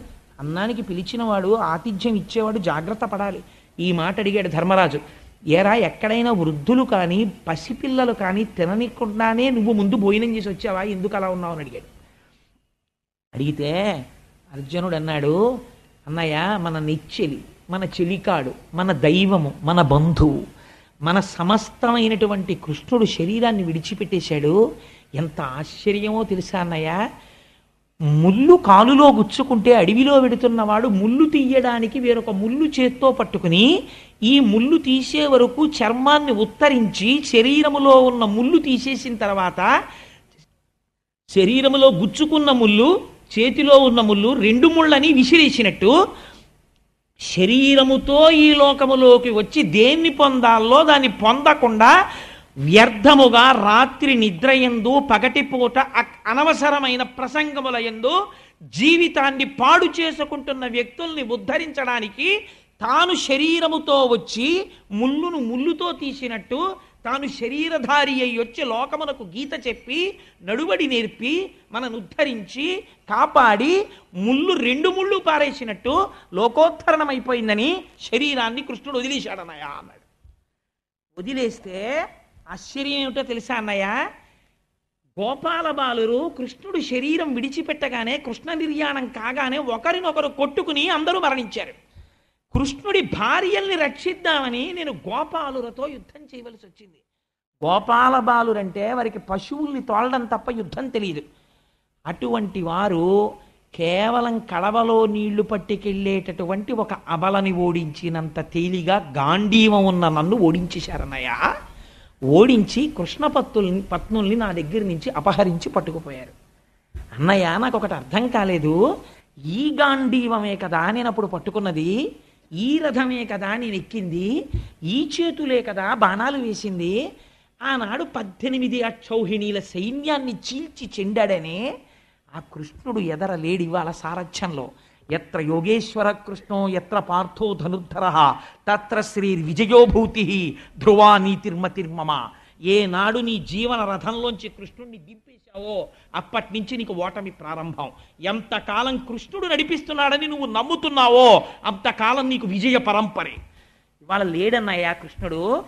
ఆనాడు ద్రౌపదీదేవి స్వయంవరంలో నేను బాణాన్ని గురిపెట్టి కదులుతున్న చేపని కొట్టానా, ఖాండవనాన్ని దహించడానికి ఆగ్నేయాస్త్రాన్ని ప్రయోగించానా, 18 అక్షౌహిణీల సైన్యాన్ని చీల్చి చెండాడానా, భీష్మ ద్రోణ కర్ణాది వీరుల్ని నిగ్రహించానా. ఇన్ని చెయ్యగలిగినటువంటి ఈ చేతులు ఇవాళ గోపాల బాలురితో యుద్ధం చెయ్యలేకపోయాయా? నాకు అర్థమైపోయిందన్నయ్య, ఎప్పుడు కృష్ణుడు వెళ్ళిపోయాడో ఆనాడే మన జీవములు వెళ్ళిపోయాయి. ఇవాళ మనం ఉన్నది జీవచ్ఛవాలం ఉన్నామంతే అన్నయ్య అన్నాడు. ఈ మాటలు విన్నాడు ధర్మరాజు. విని అన్నాడు, ఇంకా మనం ఉండవలసిన అవసరం లేదు. కృష్ణుడు ఎప్పుడైతే వెళ్ళిపోయాడో అప్పుడే కలిపురుషుడు వచ్చేస్తున్నాడు. తర్వాత యుగానికి అవకాశం ఇచ్చేసాడు. అందుకని వెళ్ళిపోయాడు కృష్ణ భగవానుడు. కాబట్టి ఇక మనం ఇక్కడ ఉండవలసిన అవసరం లేదురా అని పరీక్షిత్తుని పిలిచాడు. పిలిచి పరీక్షిత్తుకి పట్టాభిషేకం చేశారు. పట్టాభిషేకం చేసేసి ఎంత గొప్పగా వర్ణించారో తెలుసా అండి భాగవతంలో. తను కట్టుకున్నటువంటి సార్వభౌమ లాంఛనములైనటువంటి తెల్లటి పట్టు వస్త్రములను విడిచిపెట్టేశాడు. తనకున్న ఆభరణములన్నింటినీ తీసి పక్కన పెట్టేశాడు. ఆ కేశపాశమునకున్నటువంటి ముడి విప్పేశాడు. విప్పేసి జుత్తు చల్లా చెదరుగా పడిపోయింది. ఆ పెట్టుకున్నటువంటి బొట్టు కాని తిలకము కాని ఏమీ లేవు. ఒక పిచ్చివాడో, ఒక ఉన్మాదో, ఒక రోగగ్రస్తుడో, ఒక పిశాచము ఆవహించిన వాడో, ఒక భూతమో తిరిగినట్టుగా అయిపోయాడు. అయిపోయి ఒక మానసిక హోమము చేశాడు అన్నారు. అది పైకి చేయలేదు, మానసికం. ఎంత గొప్పగా చేశాడో తెలుసా అండి. ఇంద్రియములన్నింటినీ తీసుకెళ్ళి మనస్సులో పెట్టాడు. మనస్సుని తీసుకెళ్ళి ప్రాణవాయువునందు పెట్టాడు. ప్రాణవాయువుని తీసుకెళ్ళి అపానమనబడేటటువంటి మృత్యువాయువునందు పెట్టాడు. ఆ అపానమును తీసుకెళ్ళి మృత్యుస్థానమైన శరీరమునందు పెట్టాడు. అంటే ఇప్పుడు ఈ శరీరము పడిపోవడానికి కావలసినటువంటి స్థితిని తీసుకొచ్చేసాడు. తీసుకొచ్చేసి దీన్ని ఒక రకమైన సన్యాసమే అంటారు శాస్త్రంలో. ఇహ తాను మాట్లాడడు, ఇంకా తను ప్రతిస్పందించాడు. అన్నిటినీ విడిచిపెట్టి జడుడిలా పిశాచగ్రస్తుడిలా జుత్తు విరబోసుకొని మౌనంగా ఎవ్వరితో మాట్లాడకుండా ఉత్తర దిక్కుకు తిరిగి వెళ్ళిపోతున్నాడు. వెళ్ళిపోతుంటే ధర్మరాజుని చూసినటువంటి భీముడు అలాగే భీముడు వెళ్ళిపోయాడు. భీముడు వెనక అర్జునుడు వెళ్ళిపోయాడు. ఆ వెనక నకుల సహదేవులు వెళ్ళిపోయారు. వెళ్ళిపోయిన తరువాత ఒక కుండ పగిలిపోతే కుండలో ఉన్న ఆకాశము అనంత ఆకాశములో ఎలా కలిసిపోతుందో అలా ఉత్తర దిక్కుకు వెళ్ళిపోయినటువంటి వారు మృత్యుస్థానమైన శరీరములోకి హోమము చేసేశారు. కాబట్టి శరీరములు పడిపోయి కృష్ణ పరమాత్మతో ఐక్యాన్ని పొందేశారు. ఇది తెలుసుకున్నటువంటి ద్రౌపదీదేవి తన భర్తలు వెళ్ళిపోయిన తర్వాత ఇంకా తానుండకూడదని తాను కూడా ఉత్తర దిక్కుగా ప్రయాణం చేసి ఆవిడ కూడా శరీరాన్ని విడిచిపెట్టేసింది. పరీక్షిత్ మహారాజు సార్వభౌముడయ్యాడు. అయి మహారాజై దేశాన్నంతటినీ కూడా ఎంతో సంతోషంగా ఎంతో సుభిక్షంగా పరిపాలిస్తున్నాడు. పాండవులు పరిపాలించిన నాడు, ధర్మరాజు పరిపాలించిన నాడు దేశం ఎంత శోభతో ఎంత కళ్యాణప్రదంగా ఉందో అంత ఆనందంగా దేశం అంతా ఉంది. ఎక్కడ చూసినా 3 పువ్వులు 6 కాయలు, నెలకి 3 వానలు, ఎక్కడ ధర్మమునకు లోపమన్నది లేదు. ఎన్నో దిగ్విజయ యాత్రలు చేశాడు. తన మేనమామ గారు ఉత్తరుడు, ఆ ఉత్తరుడు యొక్క కుమార్తె అయినటువంటి ఇరావతిని వివాహం చేసుకున్నాడు. 4 కుమారుల్ని కన్నాడు. అందులోనే జనమేజయుడు కూడా సర్పయాగం చేసినవాడు. జనమేజయుడు వంటి గొప్ప కొడుకుల్ని కన్నాడు. తాను జయించనటువంటి రాజ్యం లేదు. కురు బాహ్లిగా మొదలైనటువంటి దేశాలు, కురు పాంచాల కోసల కాశీ వజ్జి మల్ల అంగ మగధ వత్స మచ్చ ఛేది అవంతి గాంధార కాంభోజ సౌరాష్ట్ర ఆశ్వక మొదలైన రాష్ట్రములన్నింటినీ జయించాడు. జయించి ఏకఛత్రాధిపత్యంగా విశాలమైనటువంటి సామ్రాజ్యాన్ని తన యొక్క ఆ పతాకపు ఛాయలలో అత్యంత సంతోషంగా పరిపాలన చేస్తున్నాడు. పరీక్షిన్ మహారాజు గారు ఎక్కడికి వెళ్ళినా ఒక నియమం పాటించేవాట. ఏమిటో తెలుసా అండి? పరీక్షిత్ యాగాలు చేశాడు. పరీక్షిత్ యాగం చేసినప్పుడు అందరూ వచ్చి కూర్చునేవారు. ఎందుకో తెలుసా అండి?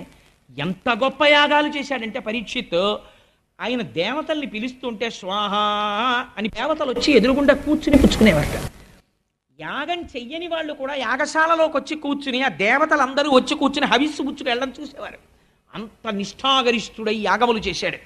ఆయన దిగ్విజయయాత్రకి వెడుతుంటే శిబిరము వేసుకుని ఉంటే ఆ ఊళ్ళల్లో ఉన్న జానపదులు వచ్చి చెప్తుండేవారట, మీ మహానుభావ, మీ పెద్ద తండ్రి గారైనటువంటి ధర్మరాజు గారు, తాతగారు, పెద్ద తండ్రి గారు కాదు, అభిమన్యుడు కదా తండ్రి, తాతగారు ధర్మరాజు, మీ పెద్ద తాతగారైనటువంటి ఆ ధర్మరాజు గారు ఇలాగే దిగ్విజయ యాత్రకి వచ్చి కూర్చున్న తరువాత మహానుభావుడు కృష్ణ పరమాత్మ ఏం చేసేవారో తెలుసా?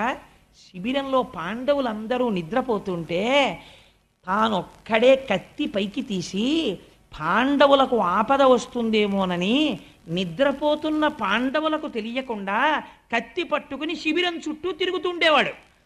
కృష్ణుడు అంత రక్షించాడయా మీ తాతల్ని. అదే కృష్ణుడు సారథ్యం చేస్తుంటే పాండవ మధ్యముడైనటువంటి అర్జునుడు ఒక్కొక్కసారి పిలవడం కోసమని తన పాదంతో డొక్కలో ఇలా తన్నాడు. తంతే వెనక్కి తిరిగి చూసి, ఫల్గుణ ఏ రథం ఎటు తిప్పాలి అని అడిగేవాడు. అర్జునుణ్ణి పిలిచి బావా అని హాస్యం ఆడేవాడు. కాళహస్తీశ్వర శతకంలో ధూర్జటి పొంగిపోతాడు. నే నిరూపముగా తలంతుమదిలో నిరూపమోకాలో. ఎంత ఆదరించాడండి నిజంగా పాండవుల్ని. మహాశివరాత్రి నాడు అర్జునుడు గబగబా పరిగెడుతున్నాడు పాలచం పట్టుకుని. బావా ఎక్కడికి పరిగెడుతున్నావు అన్నాడు. శివాలయానికి బావా, ఇవాళ శివరాత్రి అభిషేకం చేయాలన్నాడు. శివుడు శివాలయంలోనే ఉన్నాడు అనుకుంటున్నావా? ఇదిగో ఇక్కడ లేడా అని పంచ పైకి తీశాడు. మోచిప్పలో శివలింగం కనపడింది. అంత శివకేశవ అభేదం. కృష్ణ భగవానుడి మోచిప్పకి శివలింగాన్ని చూసి అర్జునుడు అభిషేకం చేశాడు. నీ రూపు మోకాలో అంటాడు ధుర్జటి. అంతటి మహాత్ముడు కంటిని రెప్ప ఎలా కాపాడుతుందో అలా కాపాడాడయా. పరీక్షిత్, నీకు ఆశ్చర్యకరమైన విషయం చెప్పనా? ఒక్కొక్కసారి కృష్ణుడు కన్నుల నీరు పెట్టుకుని, బావా మీలాంటి వాళ్ళు, మీలాంటి భక్తులు, మీలాంటి బంధువులు నాకు ఎక్కడ దొరుకుతారో అని గభాలను వంగి మీ వాళ్ళ కాళ్ళు పట్టుకునేవాడయా. అంత ప్రేమ చూపించాడు. కృష్ణ పరమాత్మతోడి జీవితముగా గడిపేశారు మీ తాతలు. అంత గొప్పవాళ్ళు. ఎంత అదృష్టవంతుడివని చెప్తేట పరీక్షిత్ కృష్ణ కథలు విని తన తాతలు కృష్ణుడితో గడిపినటువంటి మర్యాదా పురస్సరమైనటువంటి విశేషాలు విని కన్నుల నీరు కారిపోయి పొంగిపోతూ పట్టుబట్టలు తెప్పించి చీనాంబరాలు తెచ్చి పాండవులతో కృష్ణుడు గడిపినటువంటి రోజులు చెప్పిన వాళ్ళందరికీ బహుమానాలు ఇచ్చేవాట. అందుకని ఆయన ఎక్కడికైనా పెడితే చాలు, ఏమంటే మీ తాతగారికి కృష్ణుడికి ఉన్న అనుబంధం ఒకటి చెప్పనా అని ఏదో సంఘటన చెప్పేవారు. పొంగిపోయి శభాష్ భలే చెప్పారా, మా తాతలు అలా తిరిగారా కృష్ణుడితో అని తీసుకొచ్చి బట్టలు పెట్టేవట్టే. ఆ కృష్ణుడి యొక్క పాదముల యందు నిరంతరము రమించిపోతుండేవాడు. అంతటి మహాత్ముడైనటువంటి పరీక్షిత్ పరిపాలిస్తుండగా లోకమంతా ప్రశాంతంగా అత్యంత ఆనందముతో ఉన్నది. నేను ఇవాళ ఇక్కడ ఎందుకు ముగిస్తున్నానంటే, ఉపన్యాసాన్ని ఎప్పుడూ కూడా ఒక మంగళముతో ప్రారంభించి మంగళంతో పూర్తి చేయడం మంచిది. ఇంకా నేను ఇది దాటాను అనుకోండి, వెంటనే అద్భుతమైన విషయాలు వచ్చేస్తాయి. అవి ఆపడం కష్టం. అసలు కలియుగం ఏమిటో, కలియుగంలో ఎందుకు మనసు లాగుతుందో, కలిపురుషుడి యొక్క ప్రభావం ఎలా ఉంటుందో, పరీక్షిత్ స్థానాలు ఎక్కడిచ్చాడో ఆ రహస్యాలు బయటికి వస్తాయి. అందుకని ఇవాళ ఈ మంగళం పరీక్షిత్ పరమ సంతోషంగా పాలిస్తున్నాడు. అంత నామం వింటేనే పొంగిపోయినటువంటి కృష్ణ కథలో మనం కృష్ణుడి గురించి స్తోత్రం చేయకుండా వెళ్ళిపోతే మనం దోషభూయిష్ఠులం అయిపోండి. అందుకని అందరం చక్కగా స్వామి నామం చెప్పి బయలుదేరదాం. మీరందరూ ఎంత విశాలమైన హృదయం ఉన్నవాళ్ళు. ధూర్తుడు వీడు చెప్తే మేము వినడం ఏమిటని ఉండదు. పోన్లేరా చెప్పాడు విందామని వింటారు. మీ వంటి సంస్కారులకు నేను శిరస్సు వంచి నమస్కరించాలి. ఇక్కడే ఉన్నాడండి ప్రతిష్ఠ జరిగినటువంటి గురువాయూరప్ప కృష్ణ భగవానుడు. విని పొంగిపోవాలి నా బిడ్డలు ఎంత స్తోత్రం చేస్తున్నారో అని. వసుదేవసుతం దేవం కంసచాణూరమర్దనం దేవకీ పరమానందం కృష్ణం వందే జగద్గురుం అతసీ పుష్పసంకాశం హారనూపురశోభితం రత్నకంకణకేయూరం కృష్ణం వందే జగద్గురుం మందారగంధ సంయుక్తం చారుహాసం చతుర్భుజం బర్హి పింఛావచూడాంగం కృష్ణం వందే జగద్గురుం ఉత్పుల్ల పద్మపత్రాక్షం నీలజీమూత సన్నిభం యాదవానాం శిరోరత్నం కృష్ణం వందే జగద్గురుం రుక్మిణీకేళీ సంయుక్తం పీతాంబర శిశోభితం అవాప్త తులసీగంధం కృష్ణం వందే జగద్గురుం గోపికానాం కుచద్వంద్వం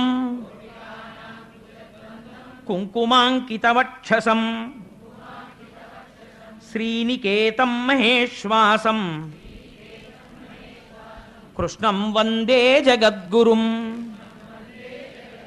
శ్రీవత్సాకం మహోరస్కం వనమాలా విరాజితం శంఖచక్రధరం దేవం కృష్ణం వందే జగద్గురుం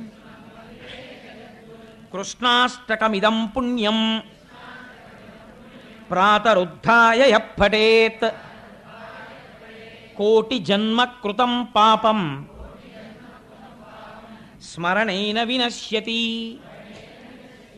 మీకొక్క రహస్యం చెప్పాలి. ఇవాళ చెప్పినటువంటి ప్రసంగంలో ధృతరాష్ట్రుడు ఉత్తర దిక్కుకి వెళ్ళిపోయినటువంటి సందర్భాన్ని, విదురుడు ధృతరాష్ట్రుడితో మాట్లాడిన మాటల్ని, పాండురాజు ధర్మరాజు మిగిలిన పాండవులు ఉత్తరాభిముఖులైన ఘట్టాన్ని ఎవరు విన్నారో జీవితంలో అటువంటి వారికి నిర్హేతుక కృపగా కృష్ణ పరమాత్మ తన పాదారవిందముల యందు భక్తిని కృప చేస్తాడు అని పోతన గారు అభయం ఇచ్చారు. అంత మహోత్కృష్టమైనటువంటి ఘట్టం ఆ ఘట్టం. చారిత్రాత్మకమైనటువంటి ఘట్టం రేపు ప్రారంభమవుతుంది. ఎందుకంటే ఇంకా రేపటి నుంచి ధర్మదేవత సాక్షాత్కరించి మాట్లాడుతుంది. కలిపురుష ప్రవేశం. నిజంగా మాటలు ఎలా ఉంటాయో మన జీవితాన్ని సెల్యులాయిడ్ మీద చూపిస్తారు పోతన గారు రేపు. సర్వం శ్రీ ఉమామహేశ్వర పరబ్రహ్మార్పణమస్తు. స్వస్తి.